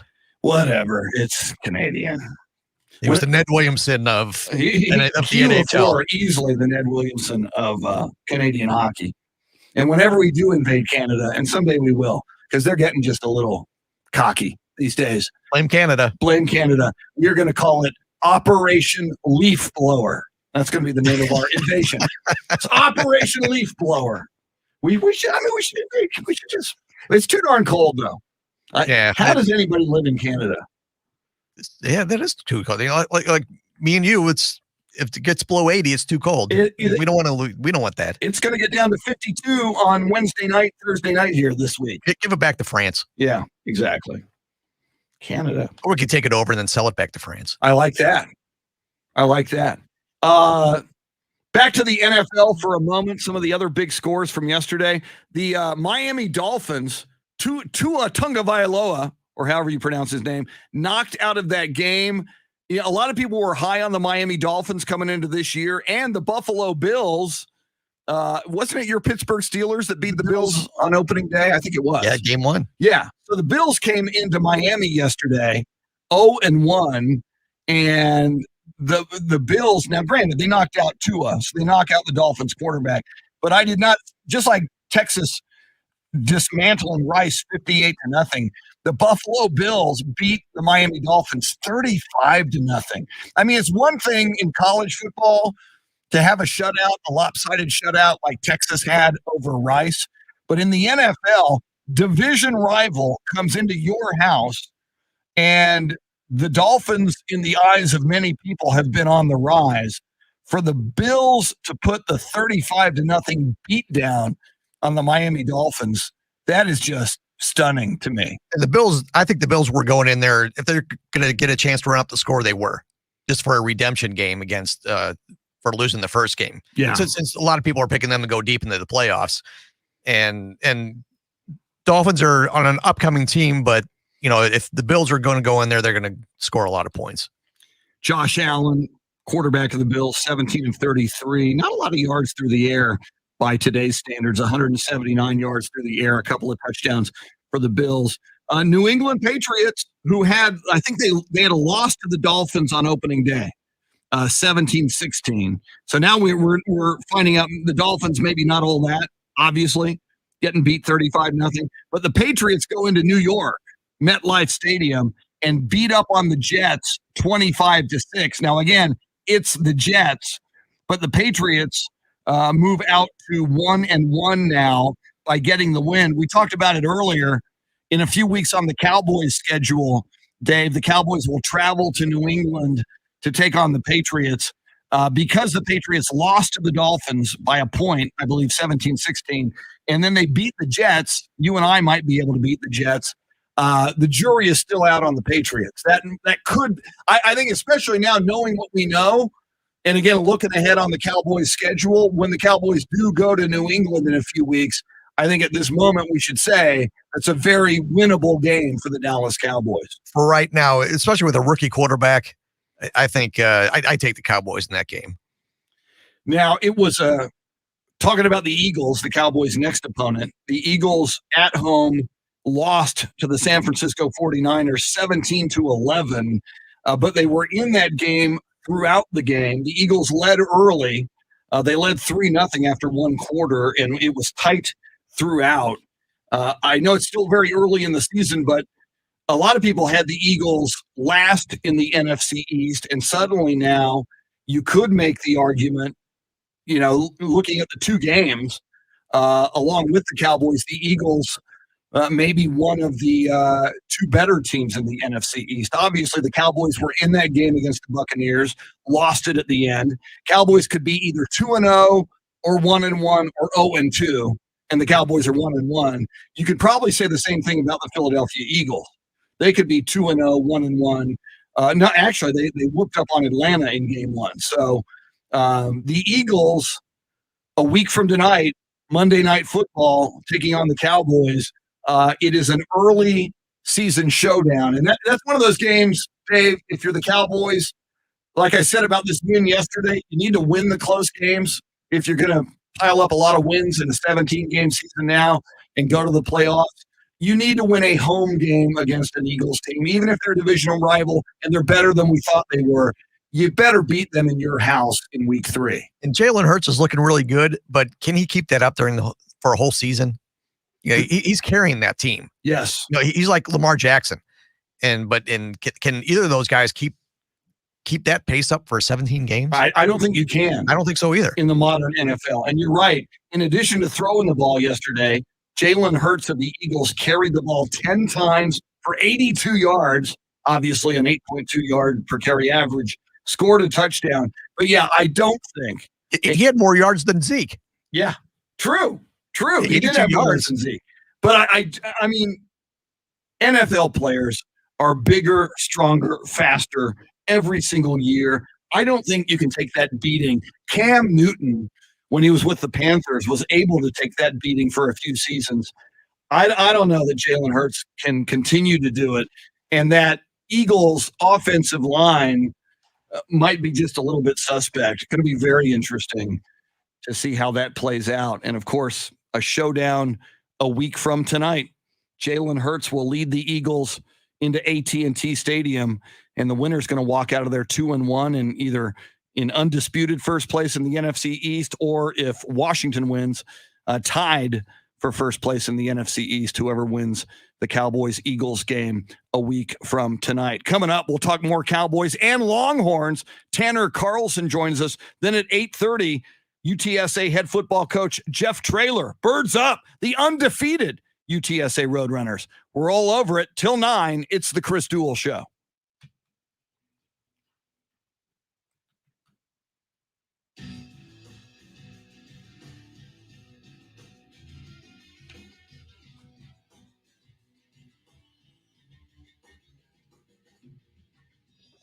Warren Wheeler, welcome in.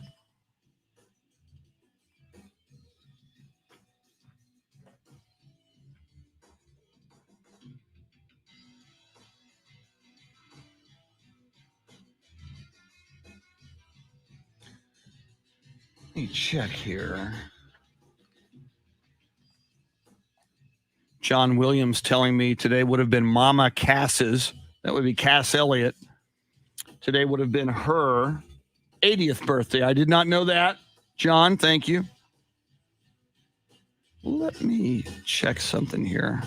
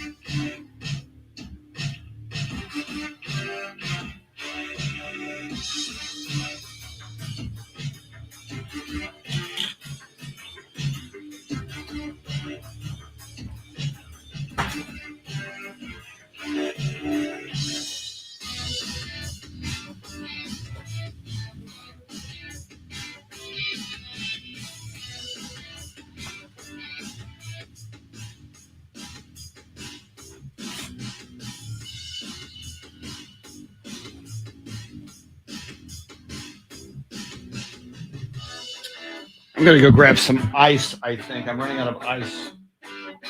Gonna-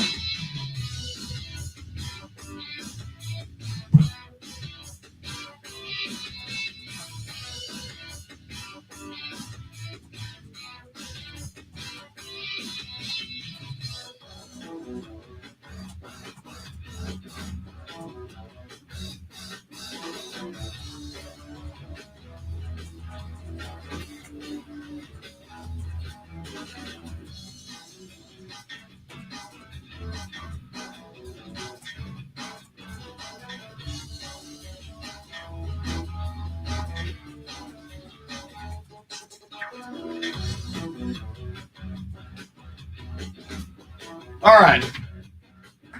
Back in a sec, Warren Wheeler. I'll check what you had here.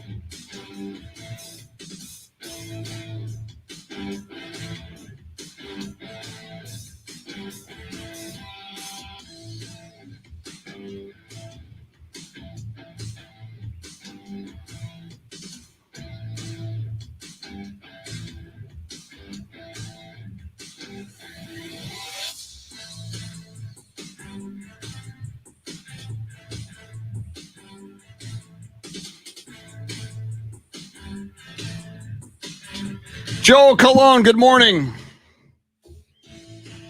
Joel, I got again, thank you. Earlier in the summer, you sent me the Black Rifle coffee. There's one not far from where I live. I'm going to have to slide in there and get some. It's very good. Warren Wheeler, Robert Almarez, thank you, Robert.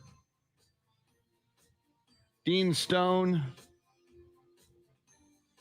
Yeah, I thought that was a safety too, Dean. I really did.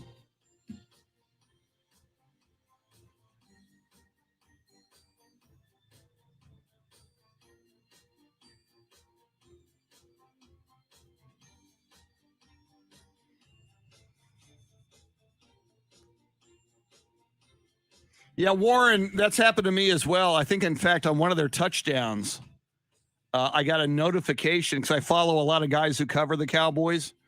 I think on the Ezekiel Elliott touchdown, my phone said his touchdown Ezekiel Elliott while Dak was still at the line calling the signals. Wow, Joel, how cool is that, man? Congratulations. Because I know you're a big Boston fan. Joel writes, I'm currently visiting Boston to go to the Red Sox game tomorrow. A dream come true. Beautiful. Thank you.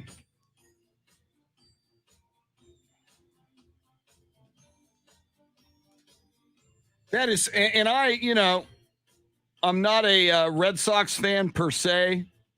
Joel, you know me, I'm an Astros fan. But Fenway Park, a big part of my favorite movie ever, Field of Dreams. And I mean, Fenway Park is a cathedral, as you know.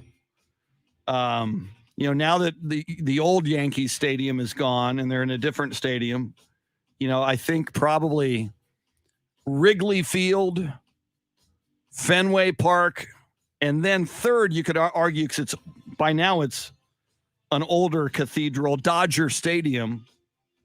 Those are kind of your three big, long, decades old cathedrals. And of them, Fenway is amazing. I'm very happy for you that you get to go.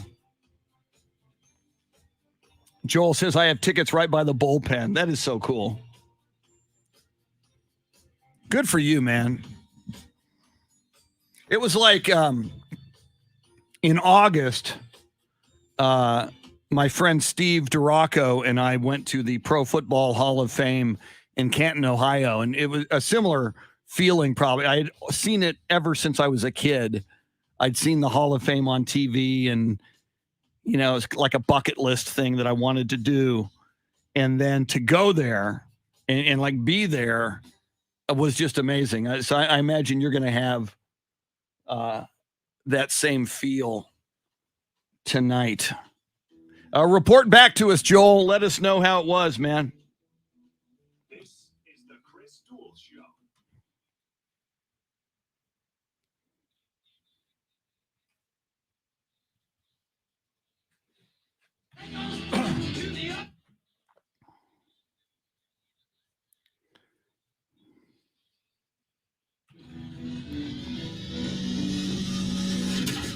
Now, Chris Duel.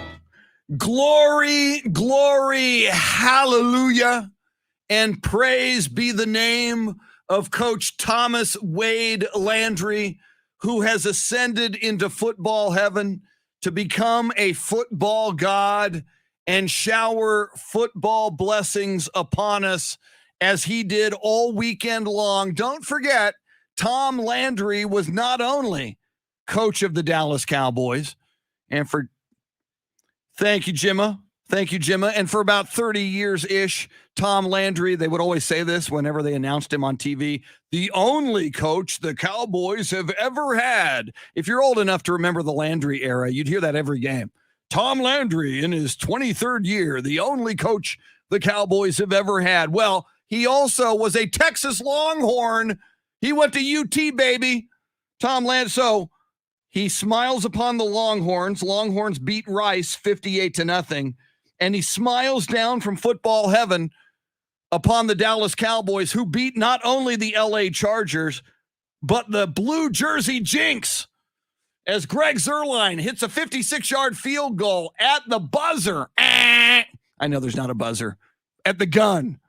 At 0-0-0 on the scoreboard to give the Cowboys the 20-17 win over the LA Chargers. It's been way too long since we have talked Cowboys or Longhorns or NFL or college football with this man, broadcaster, a great American football play-by-play man, the one, the only, the lovely and talented Tanner Carlson. How are you on this Monday morning? Oh, man, that sounds good to hear again. That really does. I'm doing fantastic. I'm doing great. And, hey, I'm doing way better now that both my Longhorns and my Cowboys won. Last weekend, it was kind of a depressing Monday. This Monday, I'm all I'm jubilee. I'm just thrilled right now. I'm over the moon.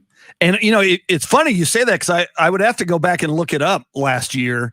I mean, it is a rare event, or at least it has been lately, a weekend when both the Longhorns and the Cowboys, because it was a rough year last year for the Cowboys.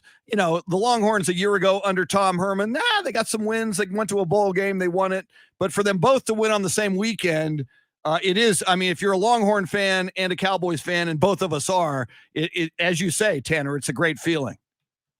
It's a really glorious victory Monday. And I don't know how you did in your fantasy leagues, but I won my fantasy game on top of that. So, I mean, it's just, it's just a little added bonus. And last week I lost my fantasy game. So, I felt like a complete loser last week, and now I'm just a complete winner. I'm going to go play the lottery. I mean, now is the best time to do it, if any. Beautiful. Well, I'll tell you what, let's go in sequence. Let's start with a little Texas Longhorn football because that was the Saturday game, and then we'll move into yesterday's game, Cowboys and the Chargers. I got to tell you, I know, and you're a huge Longhorn fan, Tanner, coming off of that Arkansas game, obviously the luster on Sark that we were feeling game one with the big win at home over Louisiana.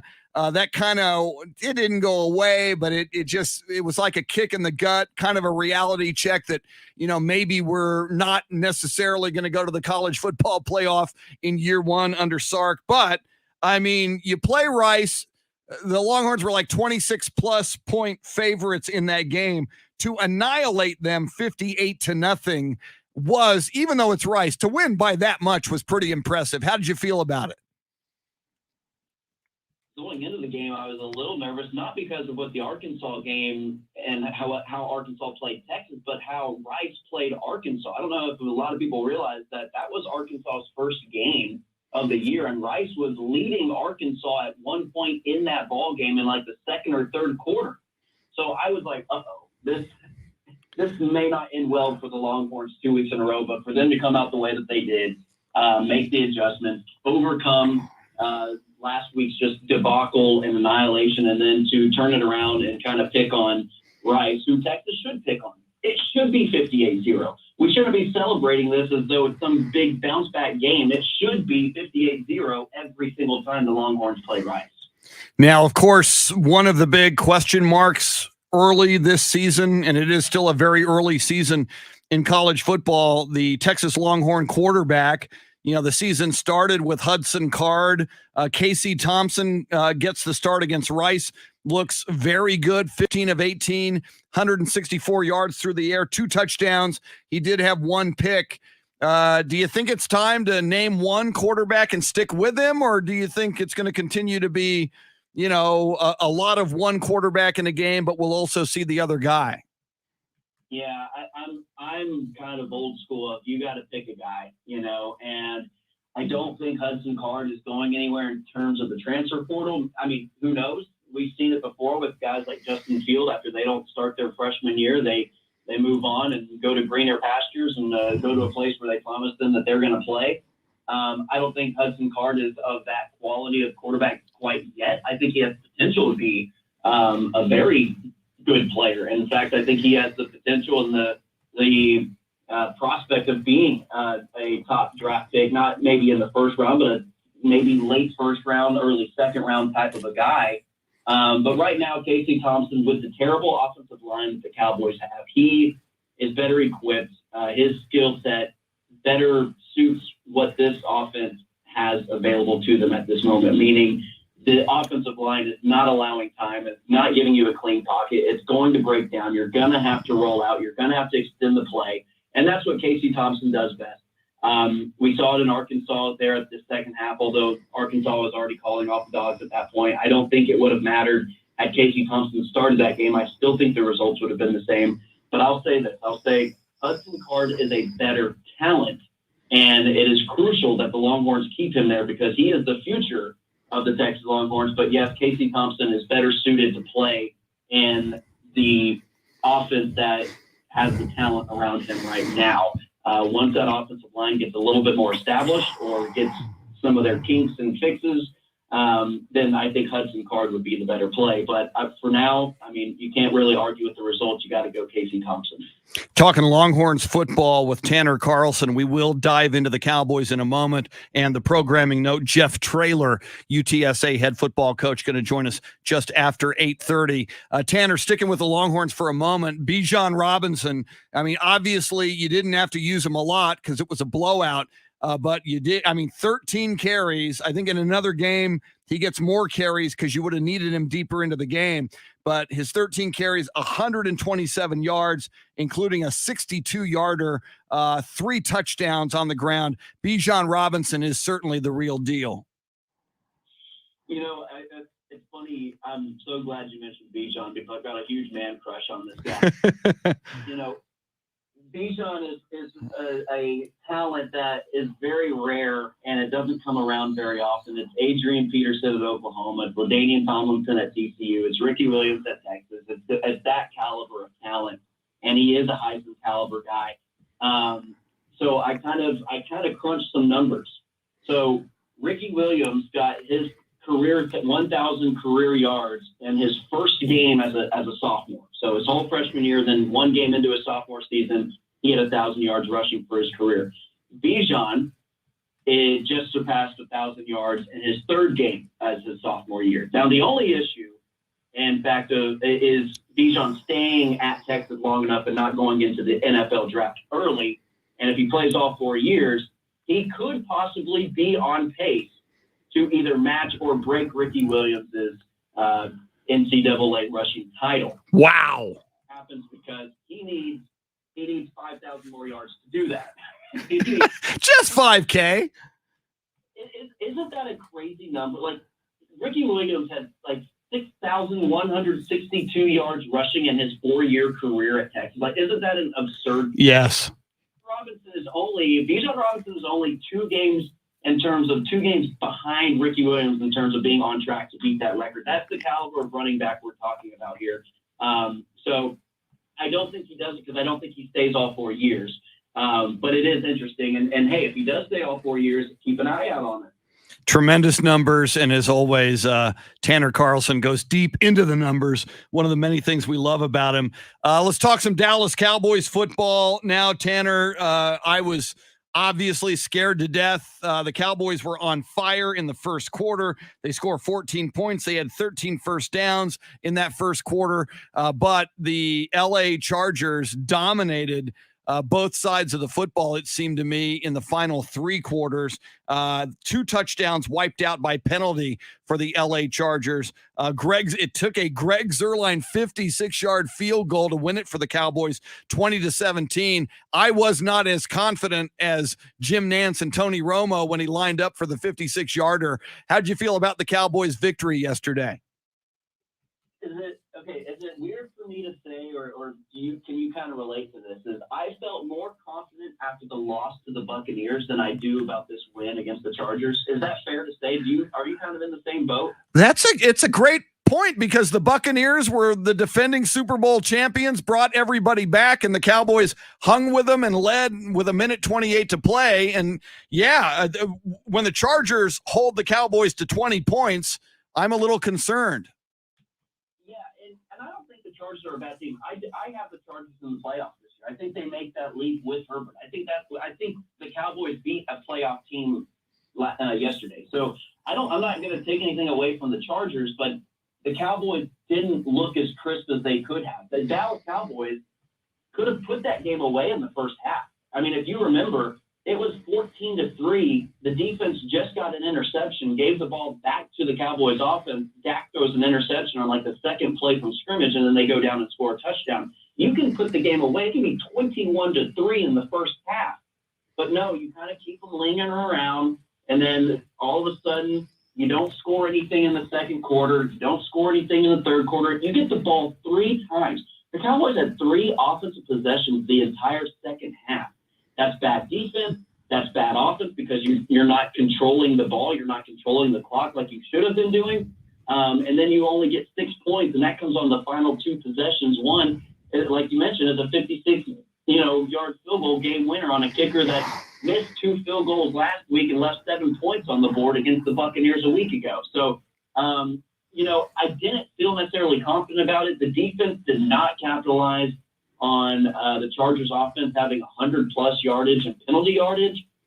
You're supposed to put teams down. You're supposed to win by 3 or 4 possessions whenever that is the case. And you have 2 turnovers, and the offense that you're playing against has over 100 yards and penalties. You're supposed to win by 2 or 3 possessions, and Dallas failed to do that. So I'm a little concerned in terms of the efficiency, but a win is a win, and I'll take it. And that was a big win. Like I said, I do think the Chargers end up making the playoffs this year as a wild card team. So I mean, you can count that as a Cowboy win over a playoff team if you're asking me.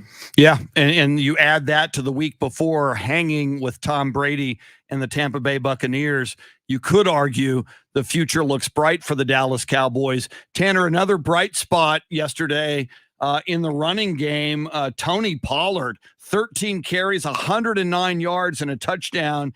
His average at 8.4 yards per carry versus Zeke's 4.4 yards per carry.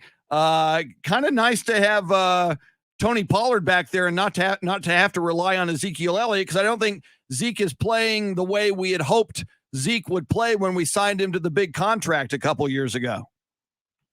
I think you said it right, though. You don't have to rely on Zeke. I think that's the best way to put it, is you don't have to rely on Zeke anymore. This offense used to go and run through and rely on Ezekiel Elliott's production. If we were at that point now, I don't know if we'd win a game all season if we were relying on Ezekiel Elliott. So the fact that Tony Pollard has emerged or is emerging as the first option running back for the Dallas Cowboys, at least in the first 2 weeks, and I think it continues to do so in the Philadelphia Eagles game, because looking forward to Philadelphia, their defense is set up very similarly what we saw against Tampa Bay. So don't expect the same game plan that we saw against the Chargers. Expect kind of more of what you saw against Tampa Bay offensively. A lot of screen passes, using that as an extension of the run and getting Tony Pollard out in space, getting CeeDee Lamb out in space, getting Amari Cooper out in space on those screen passes and getting 3 or 4 yards, because those defensive tackles at Philly with Hargrave and Fletcher Cox, that is trouble for the young kids with Biadish and with Connor Williams. I know we got Zach Martin back. I know that was a little bit of a difference maker in the Tampa Bay game compared to this Philly game coming up.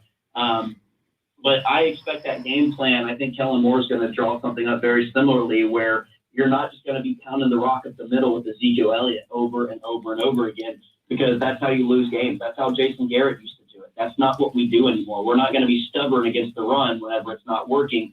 We're going to try some different things and use the screen pass, use the short passing game as an extension of the run. And that's what I thought was so brilliant about the 2 game plans that we saw from week 1 to week 2. It looked like a completely different offense.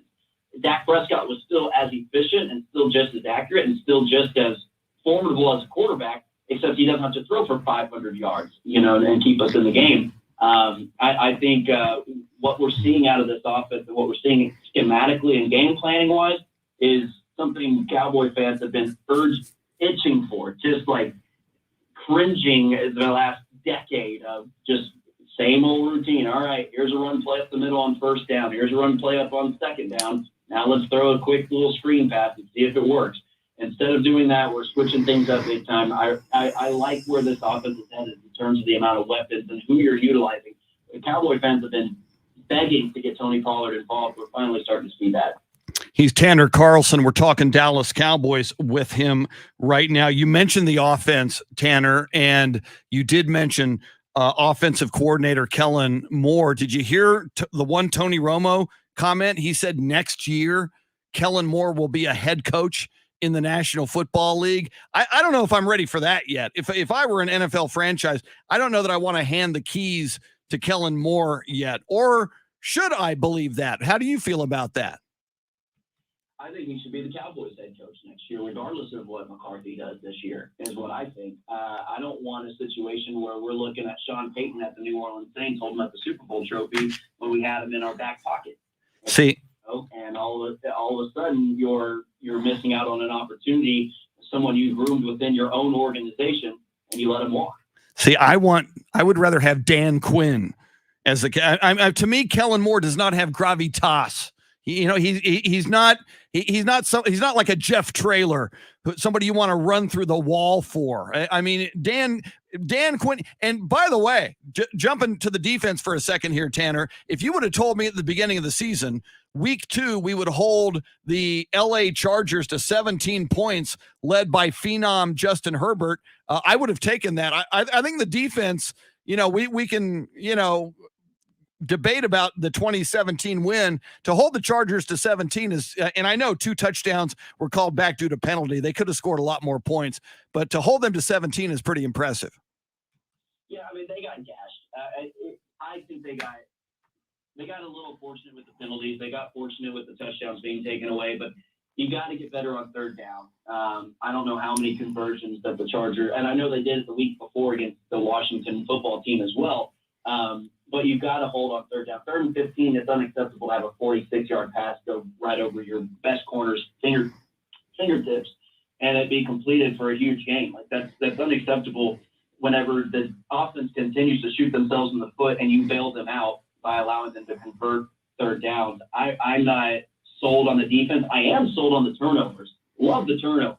I think the Cowboys have more turnovers the first 2 weeks of this season than we've seen maybe the last 3 years combined. At least that's what it feels like. I don't think that number is accurate, so don't quote me on it. But it just feels that way whenever you've got multiple turnovers in multiple games for the first time in I don't know how long. So I do like that. I like the aggression defensively. They are playing better. And I think just schematically, you can see the difference between what Mike Nolan was doing last year compared to what Dan Quinn is doing this year. At least we look like we're on the same page, and we're at least communicating much better on the defensive side of the ball.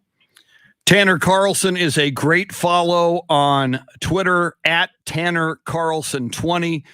He is a hardcore, as you can tell, Dallas Cowboys and Texas Longhorns, not only fan, but analyst, and he dives deep into the numbers. Tanner, outstanding. You doing any high school football play-by-play this fall? Hey, we've got the Somerset Bulldogs undefeated 4-0. They won 2 games last year. They're now 4-0, and they've beaten 2 teams that beat them last year already. So a much improved team. We've got the Detmer family back in Somerset. Cole Detmer is the quarterback, and Coach Coy Detmer, the old Colorado Philadelphia Eagle quarterback, is the head coach on the sidelines, taking over for his dad, Sonny Detmer. So it's good to see the Detmer family taking over Somerset again, and they're doing it a very successful way. 4-0 this season, so go watch some Somerset football. They're fun to watch. Very, very cool. And check out Tanner, as I mentioned, on Twitter, and you can get links to those broadcasts where he has the call of the legendary Detmer family and Somerset football at Tanner Carlson 20. Tanner, it's been too long, man. Let's do this again soon. Thanks for jumping in here and talking football. We appreciate it. Yeah, if you ever go 5-6 weeks without calling me again, Chris, you're in big trouble. I will make sure that we don't do that, Tanner. You are outstanding, sir. Have yourself a great week. All right, Tanner. Thanks, man. Tanner Carlson coming up. Jeff Traylor, man, UTSA goes to 3-0. They get the win over Middle Tennessee, 27-13. We will talk some UTSA football with their coach, Jeff Traylor. He is always outstanding. That is next. We are with you till 9. Dave Ayler, your soundscape stylist. Shannon Salty Sweeney on vacation. Jeff Traylor next on the Chris Duel Show. Woo!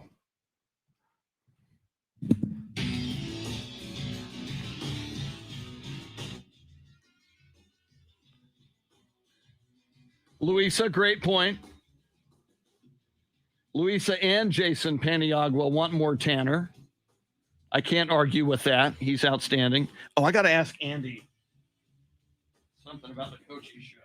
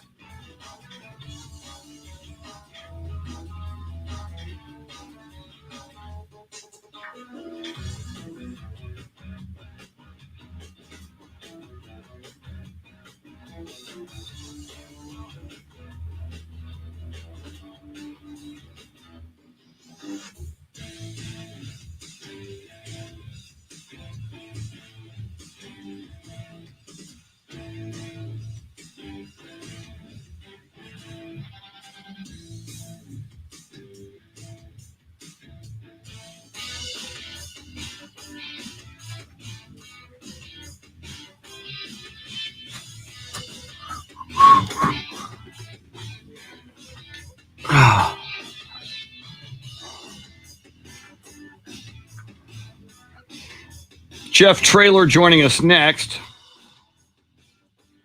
UTSA head football coach.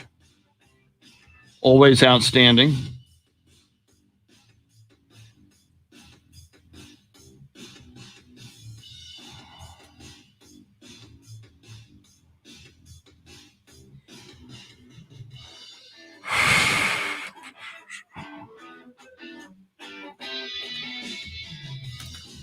At Memphis.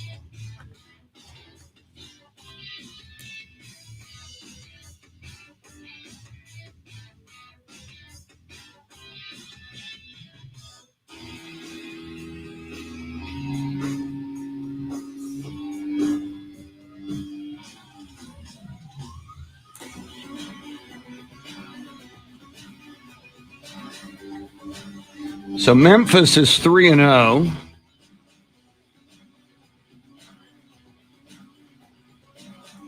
Wow, they beat Dak Prescott's team, Mississippi State, 31-29.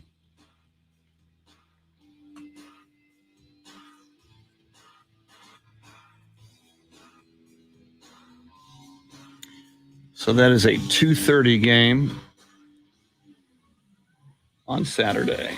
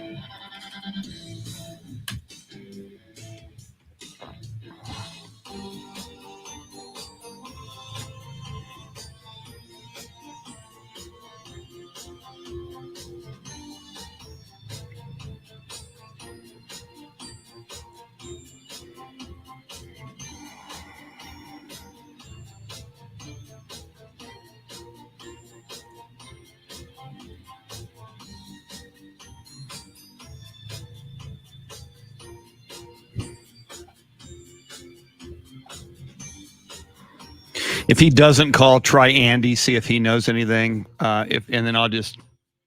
He usually calls though. Yeah, he's been good about it. Okay. I'm going to play a highlight. Okay, cool. And this is him in the highlight, or Andy. No, it's one of the places. Okay, cool.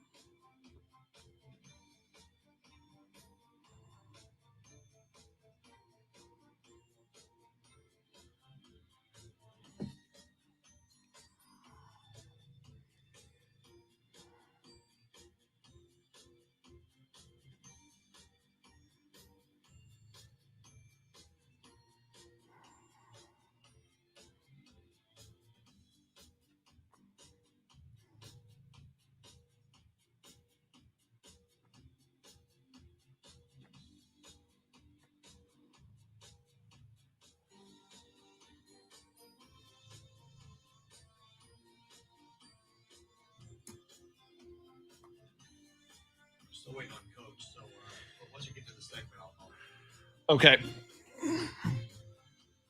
right now. Beautiful. Thank you. Jeff Traylor just called in, so we got him.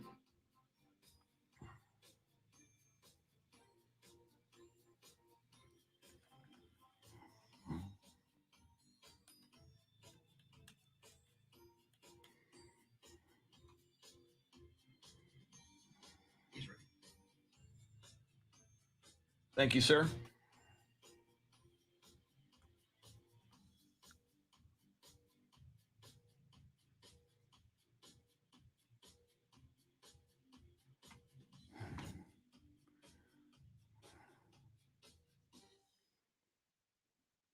going to blow off the rejoin, so jump in right when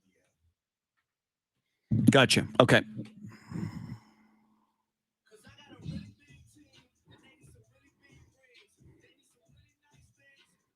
UTSA with only 2 down linemen. They show pressure from the edge. Back to pass Cunningham. In trouble. Tremaine slips the ball. It's loose. It's picked up. Touchdown. Lorenzo Kessler scores.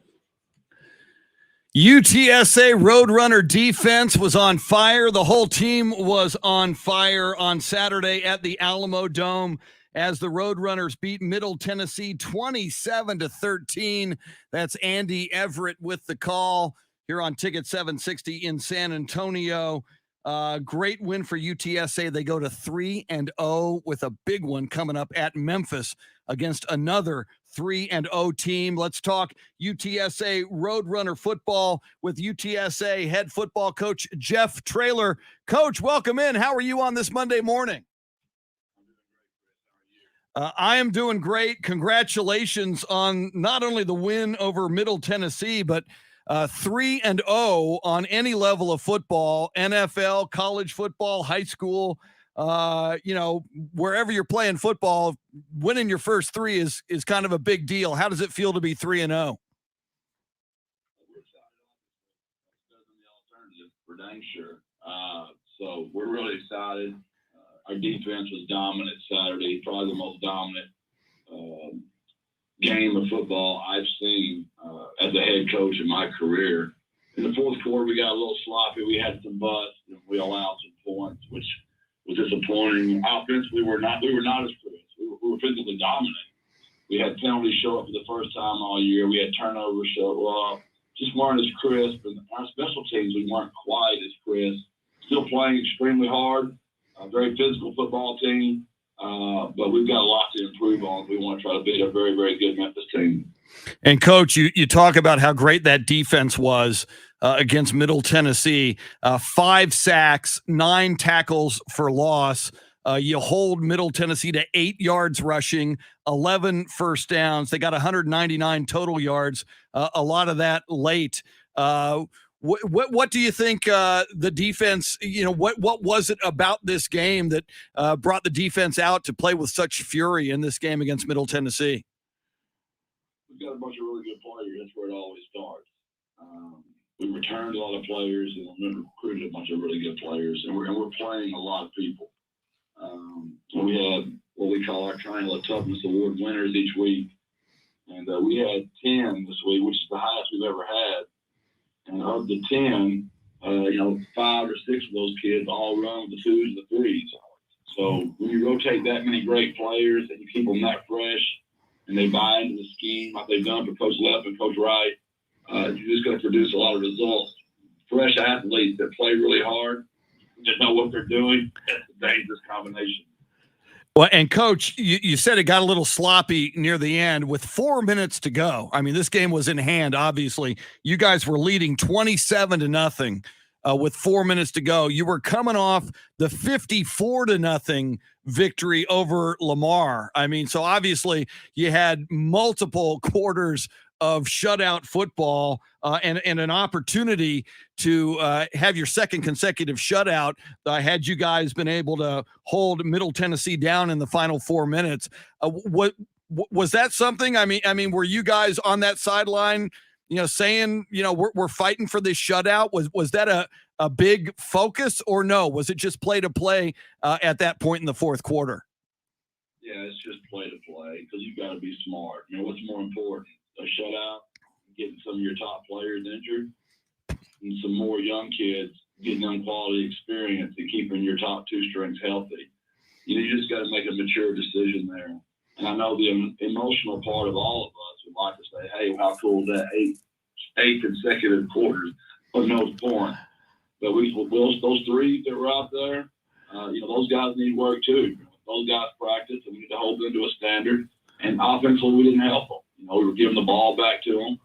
And, we'd like to, yes, sir, you're correct. But it's not worth to win the battle but lose the war. Absolutely. We're talking with UTSA head football coach Jeff Traylor, coming off the big win over Middle Tennessee with a really big one coming up this week at Memphis, and we'll get to that in a moment. Coach, once again, Sincere McCormick, a workhorse on offense, 23 carries, 105 yards. He is certainly a guy who's been very, very reliable for you guys when you need to run the football. He's been very special and continues to be special for the Roadrunners. Sincere shows up every week. He's such a tough runner. Was struggling with his footing in the first half. Went there and got some cleats switched out. He ran the ball a lot better the second half. That starts up front, with Maka and Kevin Davis and Mackay and Xerxes, T. Haynes, and Meach. Those guys did a really good job up front for him. Our tight ends always do, Big Oscar and Leroy and he just he's a workhorse. And I hope nobody in San Antonio takes him for granted. I know we do not. Absolutely. He's very, very special. And at quarterback, Coach, a very nice night for Frank Harris. 24 of 39 yards through the air, 264 yards passing, couple of touchdowns, couple of interceptions. When you look at a performance like that from Frank Harris, as a coach, do the interceptions jump out at you, or do you look at the whole body of work for Frank Harris in a victory like this? Well, we always look at the whole body of work. What I was proud of Frank, if you watch the interception, the receiver kind of let him out to dry a little bit, didn't compete with the ball real well. The second one was just a bad underthrow. But what a great job Frank did turning the guy back. And then Sincere made a great tackle. And then Rashad picked off the pass, which somehow they got to go again. And then when they got to go again, then Corey picked off the pass. So, Sincere and Frank really saved us 7 points just by competing. Now, Frank will be the first one to tell you he wasn't as sharp in this game as he has been. He missed some throws, but he made a lot of throws that were clutch for us on third downs. We were 10 for 20 on third downs, and he made some plays with his feet as well. So I bet he'll be sharper in Memphis Saturday. And you did mention there defensively Rashad Wisdom, Coach. I mean, this guy has just been such a force for the defense, led the team with 6 total tackles on Saturday. He and his entire family, just not only his play on the field, but the inspiration of that Wisdom family for the UTSA Roadrunners has also been something very, very special over the last couple of years for you guys. Yeah, but not only that, we let our kids, we wore suits the first week. This week, my leadership council wanted to, dress casually. I know why now. He's the most styling kid from name, image, and likeness still, just on his dressing. He knocked it out of the park with his gamemanship on Saturday. So not only does he play well, but he's got some style to him as well. The hat was clutch.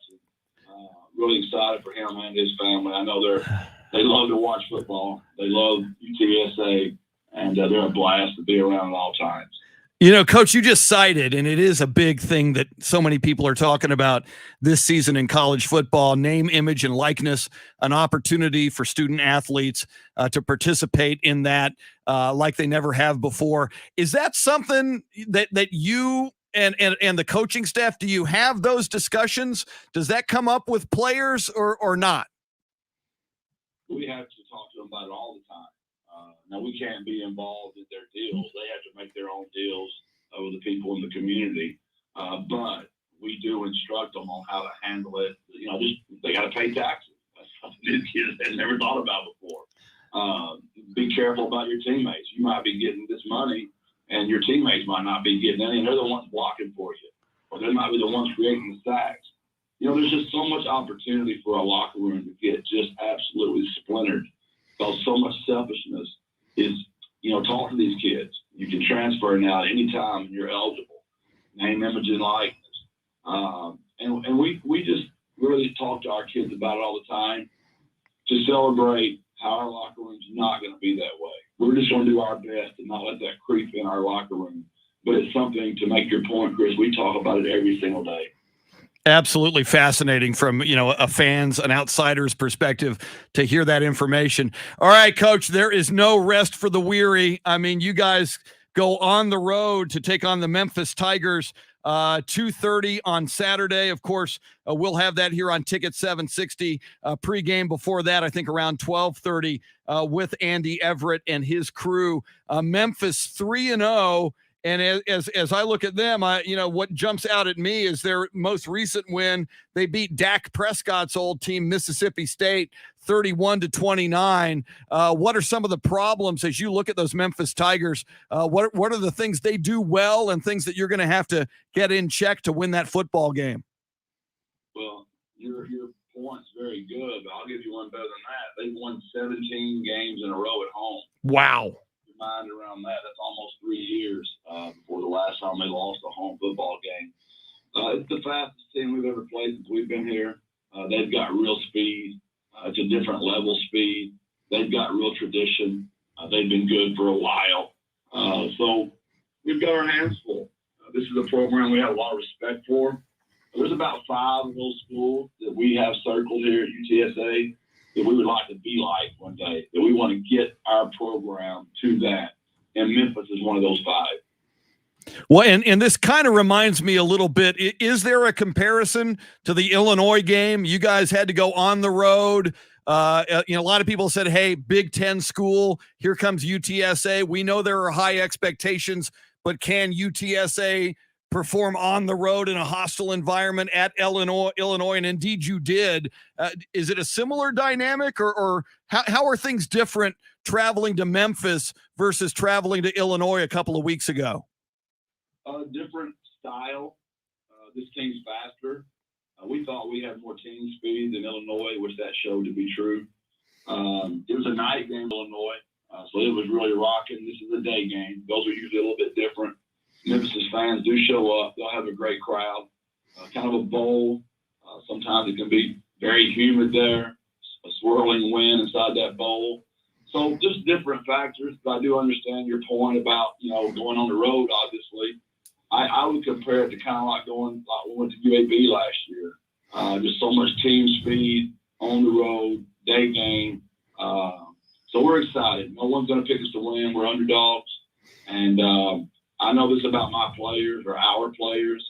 When you tell us we can't do something, somehow we just get out there and do the opposite. So I hope that's the way our players respond. And I'm excited to watch them play Saturday at 2:30 on ESPN. Yeah, it's an ESPN game. And, of course, we have it right here for you on the radio as well with Andy Everett. Speaking of Andy Everett, Andy and Coach Jeff Traylor will have the Jeff Traylor Show for you, the Jeff Traylor Radio Show, Wednesday, 7 o'clock. You can not only listen to it on the radio on Ticket 760, you can be there. It's at the Sandbox on UTSA Boulevard, real close to UTSA.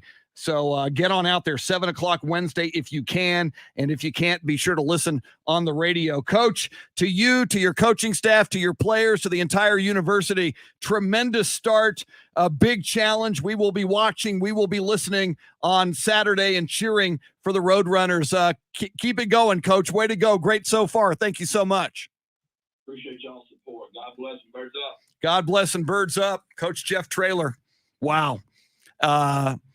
Man, Memphis 3-0, and I did not know that statistic he laid on us, that they have won 17 in a row at home at Memphis. And Dave Ayler, Memphis will be the favorite, as Coach mentioned. UTSA will be an underdog.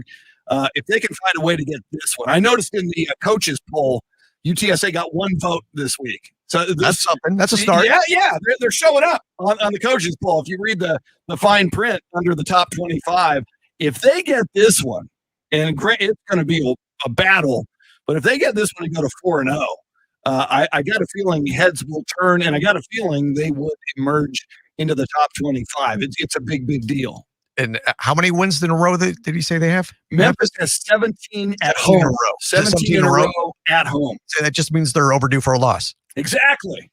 It's about time. Let the UTSA Roadrunners give them that smackdown. Very, very cool. Love talking with Jeff Traylor. He is. And every time that at the end of the interview, it's like, I'm ready to say, Coach, suit me up. I'm ready to go. I know. I'm ready to run through a wall for the guy. Yeah, I want to go tackle somebody in the parking lot. I'd probably get in trouble. But, hey, man, why did you go tackle I was talking to Jeff Traylor. I wanted to go tackle somebody. Come on. You can understand that. I would just love to hear one of his pregame speeches or something. Yes. I'd be ready to run through a wall. Absolutely. He's like, they say this about to be, he's like straight out of Central Casting. If you were going to cast a guy to be a Texas college football coach, it would be Jeff Traylor. He has the voice, the football voice, the football coach voice. Yeah, the voice and the gravitas. I was talking about Kellen Moore earlier with Tanner Carlson. He doesn't have, as a head football coach, you need gravitas. And Jeff Traylor has that in buckets, man. Our thanks to Jeff Traylor. Thanks as well to Tanner Carlson. Tan, the Monkey Man, joined us just after 8 o'clock, talking some hardcore football.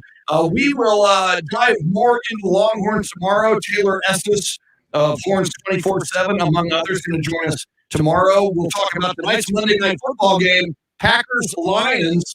And can Aaron Rodgers get the Packers back on the winning track tonight at Lambeau Field? We'll keep an eye on that. We'll talk about it tomorrow and anything else that is popping in sports. Dave Ayler, great job, Mr. Soulfly. I enjoyed it. Thank you. Let's do it again tomorrow. Yeah, we'll do it in about 21 hours. Have yourself a great Monday. Be good to one another and enjoy the hot temperatures. Heat advisory out there. Actually, be careful. Dan Patrick and the Danettes are next. Hasta mañana, amigos. Woo! Thanks, everybody. Pablo Perez, Dave Emilio, Ralph. Pablo says, I love Coach Traylor. He's hard not to love, man. Axel J. Miller. Where have you been, Axel J. Miller? Jason, Robert, Louisa, everybody else on Facebook. Thanks for being here. We will see you in 21 hours. Woo!